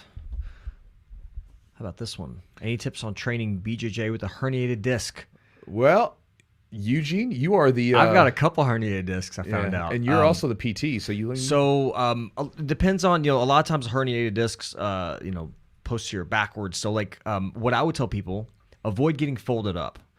Like watch your inversions. Be mindful with inverting under like huge people. Do the recovery work. Do maybe like if you're in a flexed position rounded, work on your extension. See if that feels better. Building some strength, stability, some core work. It also depends on where the disc is herniated. It depends. Usually, obviously it's going to be, well, if it's your neck or like your low back. If it's your low back or neck, it's two different places. But again, same concept though. Like think of, I always use the concept of like a s'more, right? Yeah. You have graham cracker, and then your disc is like the marshmallow. You squeeze the front. Where's that back of the disc, or where's that marshmallow go? Towards the back. Squeeze out the back, right? I know you do. But that's kind of the main thing. Like avoid being folded up, and then do recovery work, and not just for your back. Look at your hips. Look at your mid back. Look at your thoracic spine, all that stuff. So think of the area you're working on, zoom out. Address above and below, because sometimes this is where the injury is, maybe in that low back, but look at the area surrounding, because that can always help. You can create a little more motion, steal a little movement from up top or down below, and that might ease off some stress on the lumbar spine. And for you guys listening, this is one of the reasons why you should, it's money well spent. Get people like a Eugene or someone like a me, like a Eugene, or like someone that does this stuff where they can help you identify certain areas. So for instance, years ago, I had some issues with my low back. I would literally walk for 20, 30 minutes, and then I would have this spasming low back. Literally, I'd hunch over, and I thought I was done. And I was in my late 20s. It was my hip. It was my hips were weak. So my core was weak. I could do crunches and stuff, but my actual core through the stabilizer was weak. So I had to do a lot of planks to stabilize my core in the regular position. My hip extension was weak. I had my butt muscles weren't very strong. And so I had to strengthen those up, but my hip flexors in the front were really strong. They were overpowering. So I had to do all this balancing work through the exercises and the lifting that I was doing. And again, you get that stuff through working with a person who's an intelligent physio or physical therapist or something like that. So again, you can also seek someone out like that can help you out, that can assess what's going on with your body, and then help you, give you some direction to fix that, and then put the work in and do the PT work. Yeah, and if you're working with a PT that's not familiar with Jiu-Jitsu, you have to kind of explain to them or show them the positions that you're in, because they don't get it. They're they'll say, "Oh, you're good to go," but they don't. That's everyday normal stuff. That's not necessarily the transition from everyday feeling good to jiu-jitsu. Do you do consultations on Skype and stuff? Yeah, I do on my website. So you can go on jujitsutherapist.com, and you can send me an email. I work with people. Actually, I do like a lot of mobility stuff. Like I'll have them go through a series of movements. And I'll see kind of what's limited and kind of give them guidelines there. And a lot of times it's the connection, like getting somebody back to jiu-jitsu. People are coming back from an injury. They're nervous. So they don't know what works. So you can even talk through, or even talk through with your coach. Like get in there and start just move by yourself first, then move with somebody you trust, some drills, and find what positions feel good, explore those. And then you kind of expand. Like, so I think a lot of people think, well, I'm hurt, I can't train. Well, you probably can in some, unless you've just had surgery, you can in some capacity, whether it's solo movement, solo drilling, or even partner drilling. You just got to figure out what your body can do. And that's the beautiful thing about jiu-jitsu. I always say, like, I mean, you got people with no legs that are training. You got people with like one arm that doesn't work that they're training, you know? So we got a guy at the gym that's got a fused neck, a fused back, 2 hip surgeries, and he's training, you know. Not from jiu-jitsu. Yeah. But I'm just saying, but like, you can train. Like, and we all know that, and we, you know, there's certain things that we take easy on him, and he taps out if anything gets funky. Right, but that's the thing. Like, you got to work around that. You know, so there's ways. Not just worry about your transition to getting back to it, and that's going to be something that could be helpful for sure. Yeah, I said pick your training partners wisely. Yeah, I agree. So, any cats and kittens coming out to any cool? What was that, bro? The what's that? Joe Exotic. Oh, is that what it is? The lion. Yeah. What did they call it? Oh shit! Lion King. No, not Lion King. I wanted to say the Lion King. The Tiger King. Tiger King. Tiger King. That's right. Yeah. I got you. Some people are saying like 4 to 6 minutes is ideal for. I love you. He's got a picture of. I see that. Yeah, Yoel. Yeah. I think the time is going to be. Let me see. Do you see anything, Chew? You're just scrolling fast. Scrolling fast. Remember, I'm slow. I have trouble like seeing everything. You're fine. What's that? What's that? I don't know. Put a large trap door. We're making this into a like the Roman days or whatever with the trap doors. Yeah. In the Colosseum. We can keep going. I'm sure we got plenty down at the bottom. Yeah, let's go here. I'll go to the bottom. We'll just go work our way backwards. Strong, but someone. Let me see. I can't find it. Yeah, they said Tiger King. Thank you. I don't know. Do you see anything, Chew? Well, yeah, just keep going. All right. What about that? I would not be the guy to talk to for judo style takedowns for no-gi. I've watched. I remember years ago I hit. There's one judo takedown I'll do like off of a Uchimata that I got from a Carol Parisian DVD that he made back in the day because it was like all for no-gi stuff. But you can check that out. But again, I would find someone that's a judo practitioner that does no-gi and then have them look to them. I'm not the guy to do it. I did wrestling. And for the most part, everything I do is based upon wrestling takedowns and things like that. A lot of times I have to convert the wrestling takedowns to the gi when I want to use them, you know. Gotcha. Here's a good one right here. It says, hey, Chewy, what's your opinion on learning and drilling takedowns as a white belt? If you would suggest to learn them that early, what are some you would start with, maybe more judo wrestling based? It depends. It depends on who you got coaching you. You know, if the guy's a great judoka, he should probably be teaching you judo takedowns, not wrestling takedowns. If they've got a wrestling base, they should probably give you wrestling, right? Like when I teach my students, a lot of times I give them far more of a wrestling influence base more than a judo. Now, I think that one of the benefits to doing wrestling is that wrestling can convert to gi or to no gi easier than judo can convert over. Not to say it can't, because it can if you know how to do it, but you know, it's very easy in my eyes to convert a wrestling takedown from the no-gi and bring it over to the gi with some adjustments. And I think it plays better in both, especially when we're talking about jiu-jitsu competitions, because when you watch jiu-jitsu competitors go, they like a lot of times they're more closely related to like a wrestling stance than they are to judo stance, because judo they'll be like straight up, like standing very high. Yeah. Whereas you'll look at like a jiu-jitsu guy, he'll go out there and like they'll have their butt like way back. Yeah. They'll be like way out like this with their hips back and their hands forward and getting ready to pull guard or whatever, or just they don't know how to do takedowns, and that's just what they're doing. And I think you can deal with that a little bit easier with wrestling if you know how to. But again, that's coming from a person who wrestled, so I'm a bit biased. But I think that people, regardless whether it's judo or wrestling, I think they're both great. You should definitely do takedowns as early as possible so that you can get familiar with them. I think, like, I remember years ago, we used to start on the knees on our when we used to grapple, and I remember one of the white belts asking me, Chewy, why do we start from the knees? And I was like, I don't know. And I didn't really have a good answer. And so I got rid of it because I was like, this is stupid. We're never going to fight on the knees. And I know I've saw some people saying, well, starting on the feet's dangerous. Starting on the feet is no more dangerous than being in any other position in grappling if you know what you're doing. Right. So for instance, like as soon as my guys have learned how to grapple on the feet, I have them start on the feet. Sometimes, and depending on the position that we're doing, sometimes we have positional rolling or whatever. But if we're doing a full roll, we'll either start in a full guard position or we start from the feet. That's it.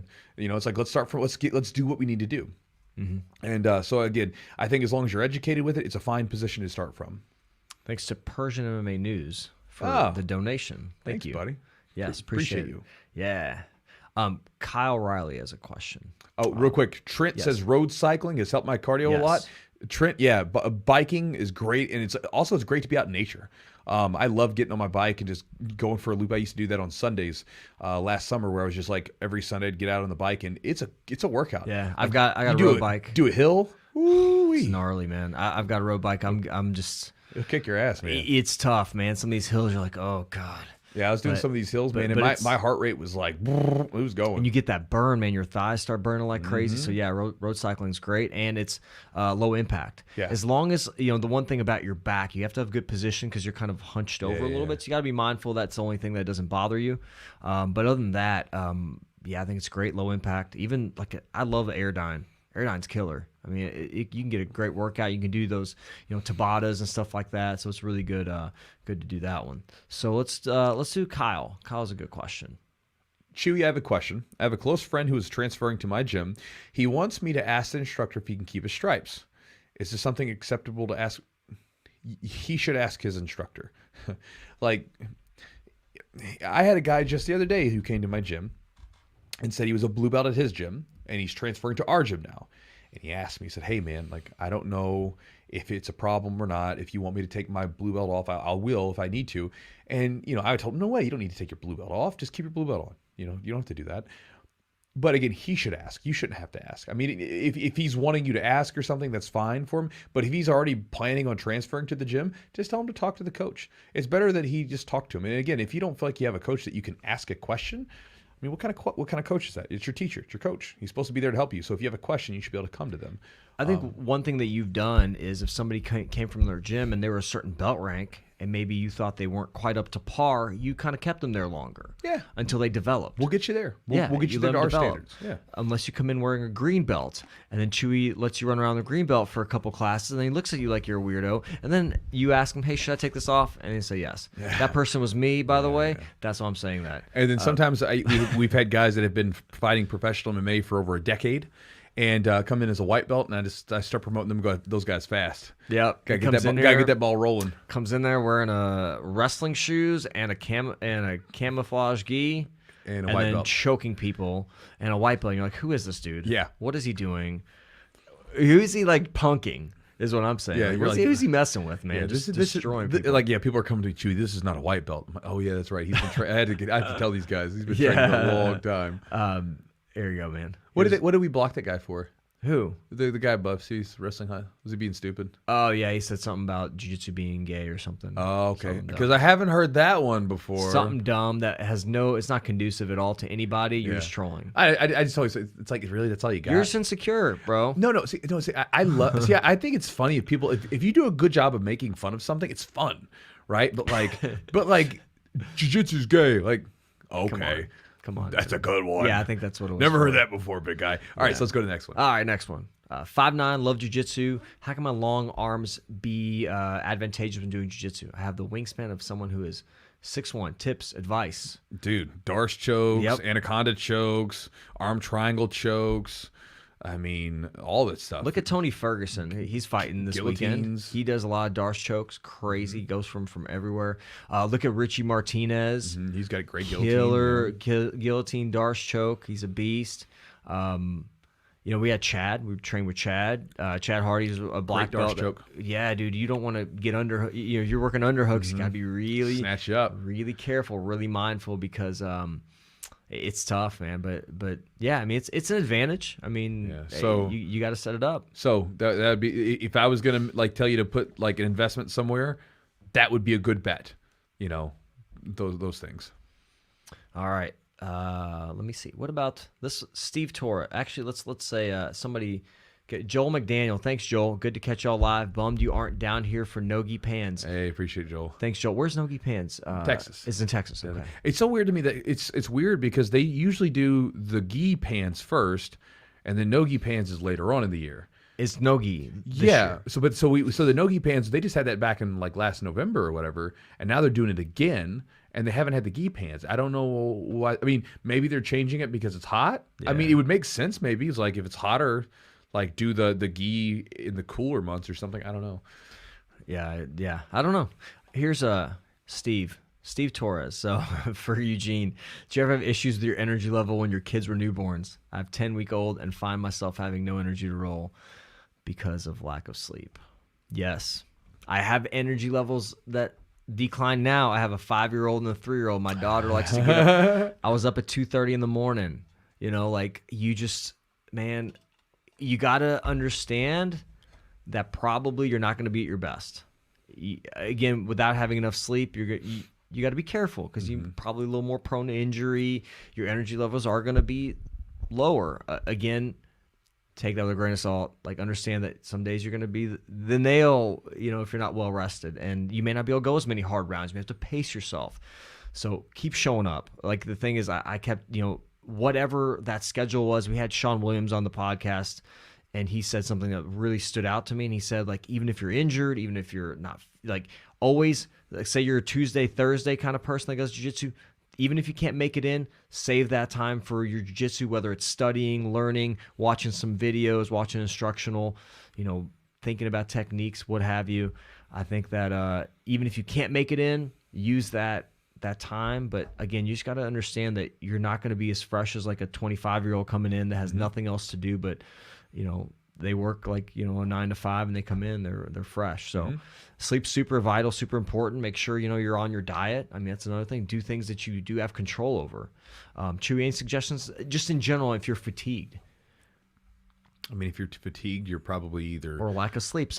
Say you're somebody that parties a lot and you come in the next morning, you're hungover, or you haven't slept much. Stop partying. There you go. I mean, but if you are, how would you address it? Well, I wouldn't. I mean, like the kids you can't avoid that, but like right. I was talking to one of my buddies back just the other day, and that's what we were talking about, that why we never got into partying, because we were training. Like, that's, you're just not going to party. It's like, we got stuff to do. But again, sleep, diet, all those things are important. I've had so many people that have made their diet better. Ate whole foods. I'm not going to get into the whole like organic or vegan or this, that, whatever argument, but just eat food you make, like stuff you have to make whole foods, where it's like you got these single ingredients. I'm putting together meat, and I've got some veggies, and I've got rice and potatoes and things like that. Like, you can't go wrong with that stuff. And you'll probably feel like just a crazy shot of energy. I know that like this past year when I was cutting weight, I was incredibly strict on my diet. When I was losing weight for the competition, I got real lean. I was losing weight, but at the same time, I felt super energetic because the food that I was eating was, there was no added sugar in anything, and I felt great. I felt energetic even though I was losing weight and I was training hard. But again, without sleep, it's going to be difficult. I think the big thing to understand is that point in your life that you're in right now is a season. Right, it's not going to last forever. That newborn eventually is going to start sleeping through the night, and it's going to get older and things like that. Maybe. What? Dude, my kids still don't. My daughter still don't sleep. Well, you know what I mean. But you still sleep better than you did when she was pregnant. Yeah. No, I'm just being silly. Yeah, but no, yeah, I'm for saying. Sure, but it's a season in your life, and understand that's sometimes like in our lives, right? Nothing's static. Nothing is going to be like this very moment right now ever again. It's already gone, right? And I think that a lot of times what happens is we get so locked into things have to be this way, and our schedule is going to get mixed up and matched up, and it messes with us because we're like, I like the way that things were, and now it's not that way anymore. You're just in a season, so flow with the season. Just understand that right now, your training's going to suck. You're not going to be in as good a shape. You're probably going to eat crappier food because you're going to be like lazy about dieting because you're tired and exhausted and your willpower is gone. And just roll with it. And then once your little one starts to get a little bit older, you're doing your duty as a father, as a parent, which is the best thing ever, right? Then you can come back to training harder after you get some more sleep and stuff like that. You've got a little bit more oomph in you, right? But just understand it's temporary. It's not forever. Just flow with it and don't let it bug you too much. The mats will be waiting there. This time that you have with your child is it's going, right? It's not going to be there forever. The mats will be waiting for you after there. So just go with it. Be okay with kind of sucking a little bit more than what you're probably used to or more than you want to, and just give it time to flow with it and you'll be all right. It is a challenge, but again, like Chewy said, you just got to go with it. You got to understand, like, even your coaches will see that and they'll understand. Don't feel like you have to impress anybody. Like, everybody's got lives that kind of ebb and flow and things happen. And see, I even struggle with not the same thing, but like something similar just the other day where Jess and I moved into this new house. Yeah. Right. So we've been in there about 2 weeks. We're moving all their stuff out. And my normal work schedule, which is pretty tight, as far as all the stuff that I do, has been all over the place. And because of that, the normal creative output that I do has been all messed up. And it's messing with me. I don't like it. Right. I'm like, I like doing things. I like doing this on this day, and then this day is this day, and then I have this. It's all arranged nicely most of the time. Now that we've moved, it's all over the place. It's frustrating, but at the same time, I know it's temporary because I know once we get everything settled, it'll be fine. We'll be like whatever, and then I can get back to my normal rhythm. And so anytime you take on something like a new house, a newborn, a new job, a new career, a new anything, right? Anytime something new gets thrown into the mix, it sort of like throws everything it throws a wrench into everything. And then you kind of have to get everything back to normal. And that's just kind of a normal sort of thing to life, like ebb and flow. And so, I mean, whether you're having a newborn or not, be ready for the new stuff to come and just completely mess up whatever you got going on right now. And then you kind of have to stabilize. And after you stabilize, things are going on. And now they're okay. Something new comes in, messes it up for a little while, pisses you off. And then you're like, it's just, it happens forever. Yeah. It never stops. Yeah, it's always something. Change is a difficult thing too. And it's one of the things I've struggled with. But it's a constant. That's why I tattooed it on my arm. Right. Change is the only constant. But you got to remember it. It is. That's why I tattooed, so I can look at it sometimes like, God, I hate this change. Change is the only constant. That's what I do. I say it every morning. Here's a good question from Ozzy. We get this question a little bit. We've heard this one before. Jiu-Jitsu. I've had my purple belt for a few years now, and I plan on opening my gym soon. Any advice would be greatly appreciated. Why are you opening up a gym as a purple belt? Like, is your coach, like, can you not, like, work with your coach to, like, teach at his gym? Is there no coaches around? That kind of thing. I'm just curious. Yeah, we'll check it. We'll see. Ozzy, reply back to that. Like, let me know more about your situation because you're opening up a gym, but you're a purple belt still, which is nothing wrong with it. But I would want to know the situation because if you're at a gym with a black belt, in my eyes, I would want to get to my black belt first before I open up a gym, unless there was some sort of circumstance that was pushing me to do so. I became a brown belt coach not because I wanted to, but because it got thrown into my lap. That sort of thing happened. But I would want to know more about it. So comment down below, let us know. I have funny. Pete Donovan says he's got a dad joke. It's pretty good. Okay, I got a dad joke. It says, here it is. What is it? What did one cloud say to the other cloud? No one knows. It's a mystery. Hey, Pete Donovan, I got one for you. All right, Chew. So Let her rip. What type of doctor was Dr. Pepper? I don't know. He was a physician. Oh, Lord. That was bad. I wish we had like a sound for I could probably get one. Yeah, no, we could probably do that. Mad Dog. This is a good one. I like this one. Best feeders, tie-ins for a Kimura Center game. What does it mean? So, like, what can transition well from a Kimura? Like, what could you play with? Like, maybe what would you, like, say you have a Kimura. You play a lot of Kimura grip stuff. What can you transition? You do. So what do you like to do off of that? Arm bars, back takes, chokes, anything. I mean, the Kimuras. I mean, the Kimura is one of those weird ones where like you can literally do the Kimura almost anywhere, right? Like a lot of submissions, they're very focused on a position, right? But for instance, for a Kimura, you can go from a Kimura from a guard, and you can start setting it up when you're setting up there, and then you can immediately go back for a guillotine choke, or you can use it for a sweep right afterwards. Or I'll use the Kimura sometimes where I'll go for a bump sweep. And then, like when the guy drive with the Kimura sweep, and the guy drives back into me, and I'll hook under and go to K guard and go for a leg lock. A lot of stuff there. Up on the feet, or not on the feet, on the ground on top. When I'm on top of someone, I can start setting up the Kimura. If it doesn't work, I can do a straight arm lock. I can step over to the side, go for a straight arm bar. If it doesn't work, I can roll through and do like the Kimura trap style back take. I mean, there's like so many things. The Kimura is like. That's one of my things I love about it, is because it's not just a submission. It's kind of like the triangle. The triangle lock itself is not just a submission. The lock itself is a really strong position that you can use for all kinds of stuff, right? The Kimura itself, it's a handle that you can use that then sort of connects with all kinds of other stuff.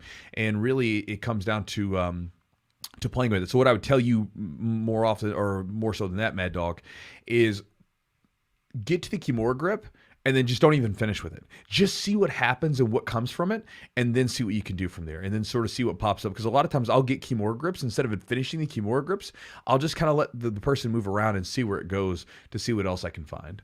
Let's go down to the bottom and check what we got going on there. I don't see. Who's the question from? It was from Ozzy. Let's see if Ozzy answered us. He may not have. We got Brad Doyle's moving to Kentucky. All Brad right. Doyle, let's see. Don't know who Brad Doyle is, but What's hey, up, Brad? Welcome. Come on to the gym. Come on and train with us, brother. Be happy to have you. So 5'5". This one, Jessica. So thank you for the wingspan question. Barely 5'2" with wingspan of 5'5". Darces are a good one. Long arms, it's easy to get those. See, I suck with Darces and Anacondas because I've got like thick arms that are short. I've got like a thick torso, but I've got relatively short arms. Makes it for a great Kimuras and arm locks, but it doesn't make for good like arm triangle chokes because again, there's not much space to go in there. So again, if you're the opposite end, if you got like little short stubby T-Rex arms like me, think about things like chokes. Guillotines are good too, and considered things like Kimuras. All right, here's an interesting one. This is one that I haven't. We got a guy like this. We have a big Rich Simons. Oh wait, no, I'm sorry, that's the wrong one. There's something about being scary. Here we go. This one, and then we'll go to that one next. Paul, any advice on making yourself seem less scary? I'm 6'2", 300 pounds, and a white belt, and I'm noticing hesitation when it comes to time to partner up. Yeah, man, you just got to go roll with people. Like, and you just got to invite them. Say, hey, man, you want to roll? And you could even preface it with, hey, man, I'm not going to kill you. You know, like, I mean, try not to like the mother's milk choke where you like put them in your chest and just squeeze the shit. Just hold them on your chest. It works, but don't do that to people that are like 100 pounds less than you. Yeah. So, the thing is, like Rich is a great example of one of the guys that trains with us. He's a big fella. Big, strong black belt. He's about 295 and he's strong. He's a built dude. He's muscular, everything else. And when he rolls with some of the smaller guys, he's lighter on them. I'm probably smaller compared, You're much smaller. Yeah, you're like half. 170. But like when he rolls with the smaller guys, he's much lighter on them. Now when he rolls with me, he'll put some pressure on me, and I feel like I can barely breathe, But he's cognizant of his weight, and he wields it appropriately. And so one of the things I would say, and I even check this out, even when I roll with some of the lower belts, sometimes like some of the white belts that'll come from the beginner class over to our mixed group classes and intermediate classes, I'll roll with them for the first time, and I'm like, hey, you want to roll? And you'll see him go, oh, okay, yeah, let's do it. You can tell they're getting worked up. I'm like, hey, I'm not going to kill you. Don't worry about it. So you can even preface it with that. You can say, hey, listen, hey, would you like to roll? And if someone's kind of freaked out, like, I'm not going to kill you. And then make sure you don't kill them. Make sure that you don't come flop on them as a big guy that just crushes them. Don't be spazzy, as a white belt. Like, I don't know where your experience level is. Just be controlled, because try to be as controlled as possible. Just because if you're a big guy going up against a considerably smaller person, if you breathe on them the wrong way, you could pop something. I mean, it just is what it is. You can. I mean, it's like if I roll with I've got like some small women that train me, like a 120-pound woman. Like when I roll with her, I'm not like putting full weight on her. No. I'm taking it easy just because I don't want to hurt her. Now, if I go against someone else that's heavier, I go heavier. You got to be able to adjust your roll. If you want to be someone that like everybody loves to roll with, it's not about not submitting them. It's about being able to adjust your tempo and your roll with that person. Granted, there's a time when you're going to compete or whatever, and you got to turn it on. That's fine. But being able to sort of adjust your roll, where basically, you're being mindful of that weight, that strength, whatever, all the time. We won't have any trouble rolling with people because we've got big guys in the gym that nobody bats an eye. They're not worried about being hurt or whatever because they know the person's mindful of their weight. Yeah, and you'll adjust based on skill level. If somebody's like, a newer belt, you're going to be easier with them. I'm not going to take one of my brand new white belts and just like, rip a submission every 10 seconds. We'll just play around a little bit. All right, Army Mikey Mike. Okay. So, hey, fellas, got an IBJJF tournament up here soon. Everyone's trying to do it. I've competed before. It's not my thing. It doesn't enjoy it. So I'm curious to see why you don't enjoy it. That might be a question to answer, but want my school to get the trophy. Thoughts? 2-stripe blue belt. I don't know. Would you do it? Like if you really didn't feel like you wanted to, would you still? No. But at the same time, but you're also like a black belt of been training for 20 years, so you kind of don't give a shit. I enjoyed competing though. So competing was nerve wracking as hell. Like I agree. God bless, dude. I can't even tell you when I was younger. Like competing was nerve wracking to me. Like a week or two before the competition, it was almost like an MMA fight for me. I would be thinking about it. I'd be driving my car and my mind would be somewhere else. I'd be seeing the match happen in my mind, and I would like forget that I was even driving sometimes. I was in that thing where you're like driving straight on the road. You're driving on a road you've been on plenty of times, and you kind of are off in a daydream. So it used to really kick up a lot of nerves for me. And there was always sort of a nervousness about it and maybe this isn't you, I'm just explaining it from my perspective, and one that I've seen a lot of times. I would like want to not do it. I didn't want to do it because I didn't want to deal with the nerves, whatever, and the uncertainty. And then whenever I competed, whether I won or lost, I was always happy I did it. And so I don't know what your reason for not competing is and what you dislike about it. Because, I mean, really all it is rolling inside of you roll in the gym. And even in the gym, it's competitive. The only thing you're doing now is you're going to a competition and doing it. It is what it is. And I find that kind of fun, for me personally. But I always enjoyed competing. And then, so I never really had that issue where I didn't want to do it. But, I don't know if you've competed a bunch or if there's some hang up or whatever, but let us know your thoughts. Like when was the last time you competed, and why do you not like competing? Let us know that, Army Mike, and we'll talk about it. I mean, for me, I think it's stressful. The stress of it is kind of, because it kind of consumes a lot of your thinking. Yeah. Like you could be irritable sometimes. If you're cutting weight or whatever, that could be another. But you're also like, you're not just quite having fun per se. It's like, I mean, you are having fun, but your game starts to get very detailed, very specific to one thing. It's not like playing. You're not playing anymore. You're really trying to play your A game, do your thing.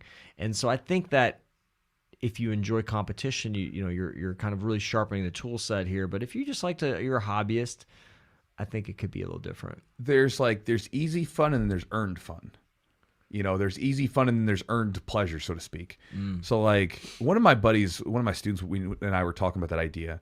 And, like for instance, if you go eat a donut, it'll be sweet. You'll enjoy it for that moment. But if you go out and like do something crazy stressful and you come out on the other end, even if it's really tough during it, you will talk about it with your friends for years to come. You ever think about that? Like, you ever think about some of the crazy stuff that you did when you were younger? And at the time, it probably wasn't even that much fun. But when you look back on it, you have a reverence for those experiences, right? Yeah. Like, you know what I mean? And so I think there's just a difference. There's easy stuff, right? Like, oh, you got on a roller coaster. You like I said, ate a donut, whatever. You did something very cheap, very easy. But then the stressful stuff, the fun stuff, like even the competitions.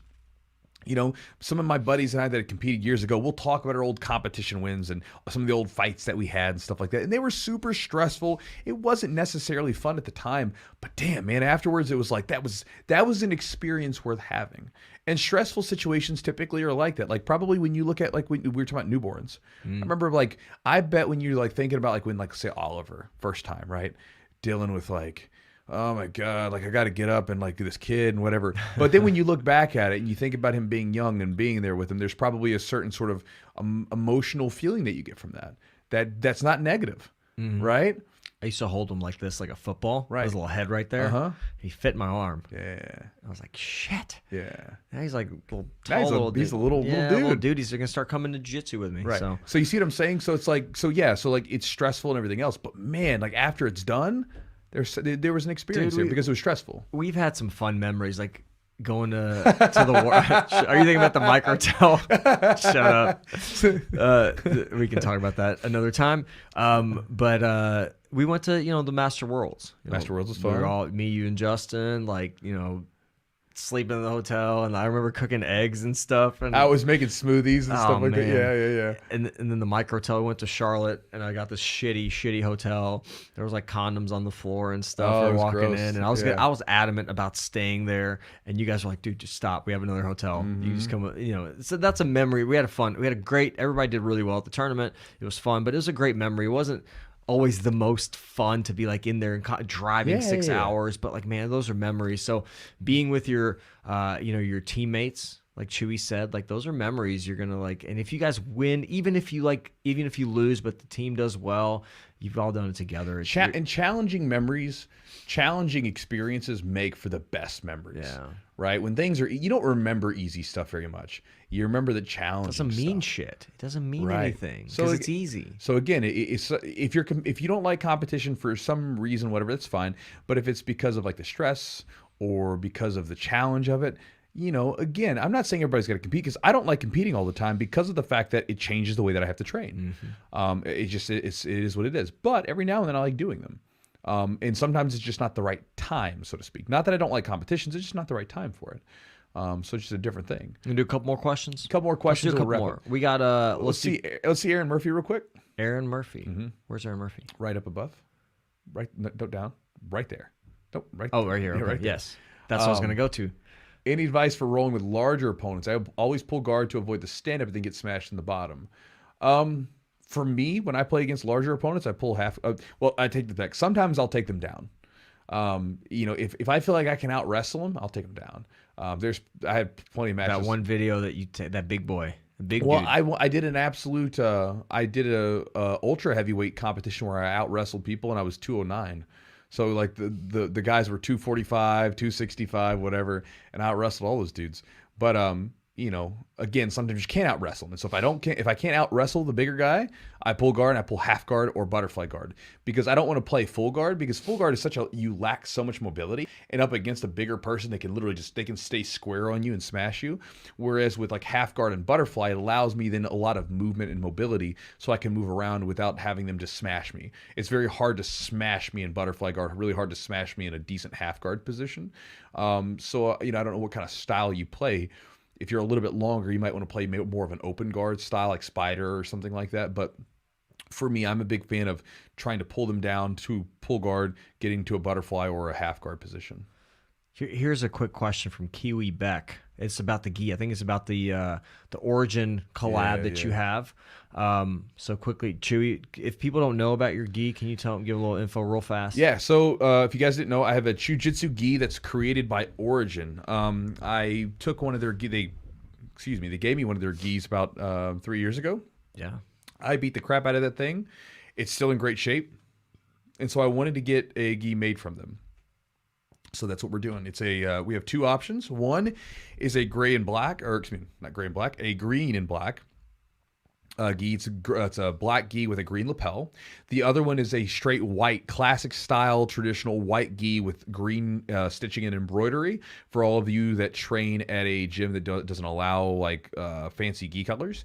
And then they have the pro pants, which the pro pants are neat, where they go off of jean sizing, where you can get a customized waist and length in the pants. So this way, if you've got like shorter legs or something like that, it's not such a problem, which I really love. And their pants are amazing. They're the most mobile pants I've ever felt in a gi. And so we're putting those together. We've priced them a pretty I think, at an affordable rate, especially for an Origin. and it's a super cool gi. So here's Kiwi's question. Says, I have a question about your gi pant sizing. I'm a 5'1" female with some serious hips. In order to get the perfect fit, do I still need to base it on my waist or hips? I usually go with Tommy W3 sizing. So let me check something real quick for you, Kiwi. So let me bring this up real fast. Here we go. So I talked to my friend at Origin, the representative that I'm working with, and she says some women's jean sizes are sized the same way. But if they have questions, they can call us. You can post the number of our service team and can help them. So basically, if you go on Origin's website, they have because it's an Origin gi. It's being made in their factories here in the United States, America. You can go to their website and there's a number that you could call, and I don't know where it is offhand, but it's on their website somewhere where it's a contact type thing, and you can call them if you have questions about the gis, and they'll be able to help you. As far as with like the specific sizing, I don't want to tell you one way or the other because I don't know. I am a man and I don't have serious sized hips. So check out their website and get the contact information. Give them a call and they'll give you some info on it. That was what the reps told me. So all right, let's do. John's got a question about cauliflower ear. Cauliflower ear. Yes, I've recently started wearing headgear during practice. Cauli ear is something I want to avoid. Any advice for guys nervous to be the only guy in the gym wearing ear protection while rolling? I mean, like it's one of these things where sometimes I have trouble connecting with the question just because I never cared about it. Like I was always pretty excited about cauliflower. I got my little bit. I've got one that's kind of cauliflower. Man, this one took me. I got this one as a brown belt, and I got it from like punches and knees, not from jiu-jitsu. Getting hit, but. I would just say if it's something that really bothers you and you don't want to get cauliflower, just wear a headgear. Get one of the soft ones that's not too hard because, one, you don't want it to get caught as much, and also you don't want to be a jerk to your partners where you're rubbing like a hard metal surface on their face. But just wear a soft black, cauliflower ear or ear protection and have it there. And you may take it off from time to time. I have a couple guys who have had flare-ups with cauliflower ear, and initially they wore the headgear. And then they took it off, and they haven't really had any problems with it. Most people don't have too much problems with cauliflower. It just happens sometimes. But if you want to wear the protection for it, man, wear the protection. It's like cups. Not everybody wears cups. I don't like wearing a cup, but I know a lot of guys that do. Mouthpieces, same thing. Some people wear them, some people don't. And ear protection, if you want to wear them, wear your ear protections. No big deal. Yeah, I think like you said, just be mindful. Like if it's kind of harder, don't be rubbing. Like don't be putting that into people's faces and kind of using that as an advantage. Like I think if you wear a cup, you shouldn't use it as a fulcrum kind of thing. Like, you got to be like if you're wearing a cup, you need to be careful. Like let's say if you get to like or getting in people's back control. Yeah, exactly. I'm saying so if you get to back mount and let's say they go belly down and you're on top of them, you want to make sure you're not putting that cup point right into their spine. So be careful of that. But if you want to wear the soft protector on your ear, bro, wear it. Ain't no big deal. Yeah. Was this the question? Ozzy. Yes. Was that the question? Let's see. Okay, let's see. I still train so going back to his question about opening up a gym. Says I still train under upper belt instructors. Also, there are no other gyms in the area that aren't 20 to 30 miles out of the way. It'd be nice to give back while still in the grind. Man, I mean, that's on you. Like I said, for me personally, I didn't want to become a coach before I was like I said, I got thrown in my lap. And for most people, I'd say like be focused on yourself first before you try to go in. But if you wanted to open up a gym, I mean, you can open up a gym. I mean, there's so much. It's so hard, like, to talk about specifics of what you need to do to open up because there's so much it depends on. It depends on your area. It depends on like the size of the area. It depends on like how many classes you're planning to run or if you've got another job. If you know anything about marketing or business, because here's the problem. Most people, which I did this at first too, they think they're going to open up a gym and just people are just going to come out of the sky. And I'm not saying you're this way. This is how I was. They're going to open up the gym and everybody's going to just come in, right? And then what happens is it doesn't happen, right? Like nobody comes. And then you actually have to learn how to run a business. Like even high level guys will like run a gym and it's like, if you build it, they will come, but nobody comes. You have to run a good business. And also I think it's your duty to run a good business because of the fact that, if you do open up a gym, you need to keep that place running because then people are going to become connected to you. I mean, like we all become incredibly connected to our gym and our teammates and everything else. And I think that you do your students and yourself a disservice if you let that thing shut down because you just don't want to like take a little extra time to learn something like business. So the biggest thing I guess to tell you, bro, would be that you want to start investing in things like marketing and business learning, because jiu-jitsu is one side of it, right? But the other side is you've got to make sure that you run a business, and also make sure that your place for running the business is coming from a genuine place to help other people, right? If you're doing jiu-jitsu, like, and the reason I say this is because I have students that come to my gym that come from other gyms where they felt like they were a dollar sign. They felt like every time they walked in, the coach is just going cha-ching. Like, hey, you want to buy this shirt? You want to buy this thing? You want to buy this? Want to buy this? Hey guys, we got another seminar, and all this stuff, which is fine if you have stuff to sell, but you don't want to make your students feel like a dollar sign. Your first things first is to make sure you're taking care of those people, and you give to them. So then you allow them to give back to you in whatever means you allow and open up. So again, invest in some business and marketing learning. I do have an email list that I share some of that stuff. Shameless plug. You can look on my it's an email newsletter I have for like business marketing. I think I have it in my links page on my Instagram that you can sign up for. I do an email newsletter once a week. And then also make sure that when you're opening the gym, the drive to do it is coming from a genuine place in you to help other people, to teach other people, and to give them something that has been given to you. So there was a question. I can't find it now. There it is. This one right here. Splatter Saint. And Splatter Saint asks, was on the USS Louisville for a short time. I wanted to take a trip out and visit. How inviting is your gym to out-of-towners? How close is it to Louisville? Well, we're in Louisville, number one, and Louisville's not terribly huge. Yeah. It's pretty good size, about 1 million people. Yeah, but you can get from like one end to the other in probably like 30, 40 minutes. Yeah, well, we don't have crazy traffic. So, size-wise, we're a pretty good size, but we don't have crazy traffic. Like you said, you can get from one end of town to the other in about 30 to 40 minutes, depending. We don't like out-of-towners at all. We were very uninvited. I'm just kidding. Man, we have literally. It's pretty regularly now. It's regular. It's all the time. You'll see somebody new coming in, popping in. It's better coming from me because you own the gym. I'm just your coach. We're great with new people. No, man, we're always seeing people in and you always. Chew actually does a great job. He always introduces himself to every single person, and sometimes people are like, "Oh God, Chewy." It's kind of funny to me, but no, it's we love visitors, man. You got to be cool, you kind of go with the flow. And just like any gym, you show up you go with the flow, and everybody's. We love because it's new exposure for us too. Maybe somebody that does something like we had.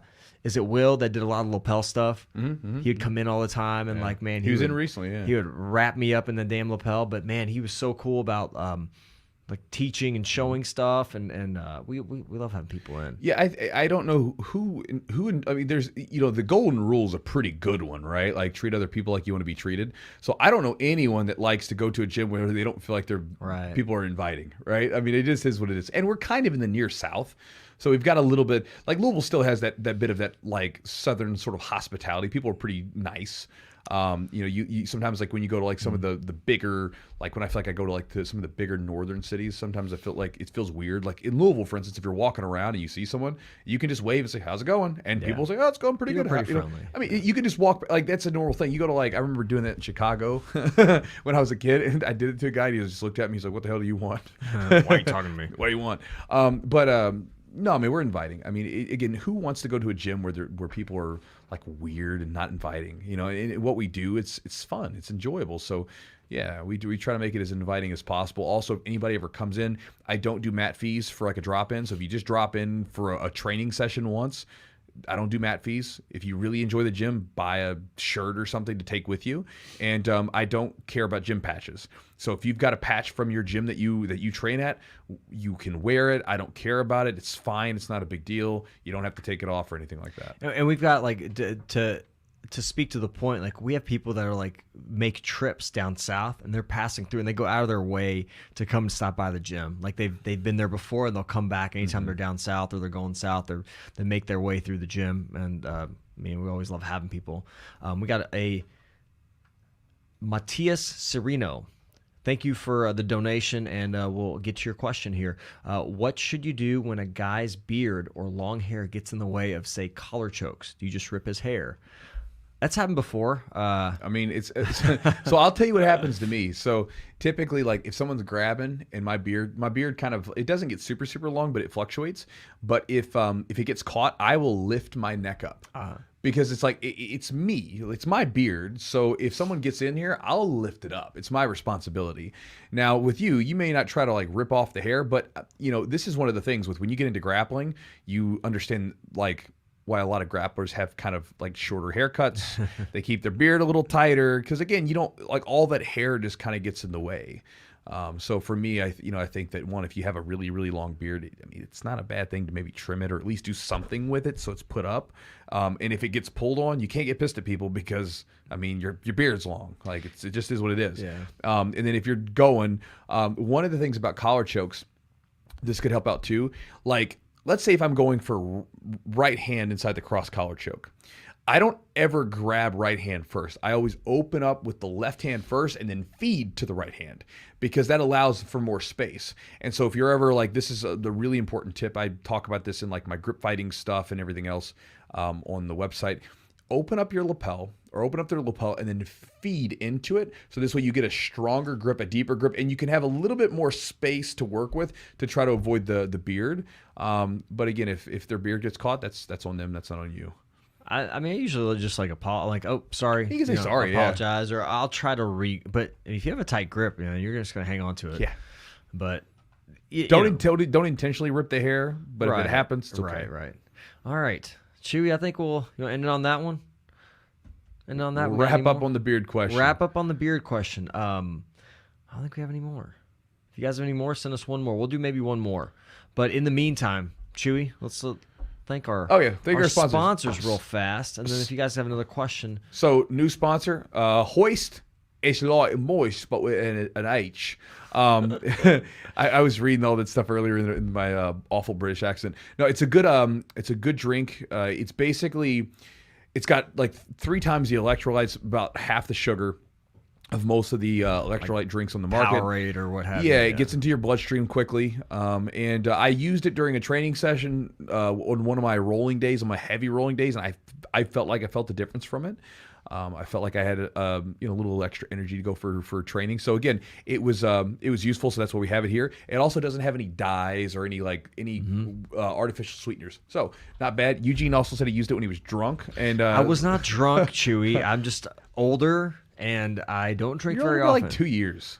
Do what? You're older by like 2 years. I'm almost 38. Yeah, so like you're older by 2 years. So anyways, yeah, I thought it was helpful just because I didn't feel as crummy for as long. I drank it and I felt a little better. I felt like I came back to life a little bit. Yeah. So again, with any of the products that we have here, they've all been used before they ever make it. Everything's been used before it makes it to you guys, because otherwise I can't promote it. And it tastes good and it's local and I like that. Yeah. Charlotte's Web CBD. They also have a new one. It's a THC free, so it's got 0.01 whatever parts of THC in it, so it probably shouldn't create any sort of problem for you. Check on their website to get more details on it. But this is their THC free one, and they've still got some other cannabinoids that they've added to it. I'm going to test run this for a little bit now and see how it works, and I'll let you guys know just to see. But again, I'm a big fan of their CBD products, including their CBD Medic balms and everything else. Yeah, they also are part of CBD Medic. And that stuff is it's actually FDA approved for joint pain and arthritis and stuff like that. I'm a big fan, man. If my knees get all janky and stuff, I use that stuff. You can check out all their stuff at charlottesweb.com. Promo code is Jiu-Jitsu. Save 15% on the order. Oh, by the way, Hoist. Did you already put up the thing on there? I can do it. It's drinkhoist.com. Drinkhoist.com. Promo code is Jiu-Jitsu. Yep. And it's 10% off. You've got it. And then Epic Roll. If you guys are looking at the shirt right now, this little... It's like a puzzle. Yeah. What do they call those? No, it's a seek and find. Seek and find puzzle or the hat. Any of his stuff. I'm a big fan of Matt's stuff, from his gis to his rash guards. Everything else is. If you haven't checked out his Velcro-less shorts, so he's got like MMA grappling shorts without the Velcro. I'm a big fan of those. I'm trying to work on doing something with them, because I'd like to make some with those, because they're super, super comfortable. And I'm a big fan of those. But if you want to check out any of his stuff, go to epicrollbjj.com. Promo code is Jiu-Jitsu with 15% off the order. And last, but certainly not least, we've got the Manscaped sponsorship and Lawnmower 4.0. They just sent us a Lawnmower 4.0. we have to send him an email, so we got to get 2 of them because Eugene and I are not going to share this thing. We shared this one. Don't let him trick you. We shared it. It's awesome. It's actually a really handy little thing. It's small, it's waterproof, it's charged up with a battery that you can sit out on your. I put mine out on my bathroom, and it works for my beard down to my nether region just fine. The old And nethers. This little light originally annoyed the crap out of me. If you look, it's got a light if you're watching this on video. But what happens is you can actually see. I wonder if you can do this. I better not get that close. I'm like, but you can see all the little stray hairs, and you can make sure that you can get those suckers trimmed up. You can actually turn that. We don't know yet. We haven't played with that one enough. We Either just way, got it in. Super cool product from Manscaped, which is the sort of the premier company for, they say, like men's grooming below the waist, but I'm a big fan of this, using this thing even, above the waist. That's right. And yeah, that's that. So guys, hope you enjoyed the podcast with us today. Oh, and if you guys want to see what's going on in my world or whatever, or sort of get updates from me, I do a daily email list, the Chew Crew email list, which you can get if you go to over to my website at chewjitsu.net. There's a little button that says free ebook. I'll give you some free jiu-jitsu ebooks, and it also comes with a daily email, which you can unsubscribe from at any time.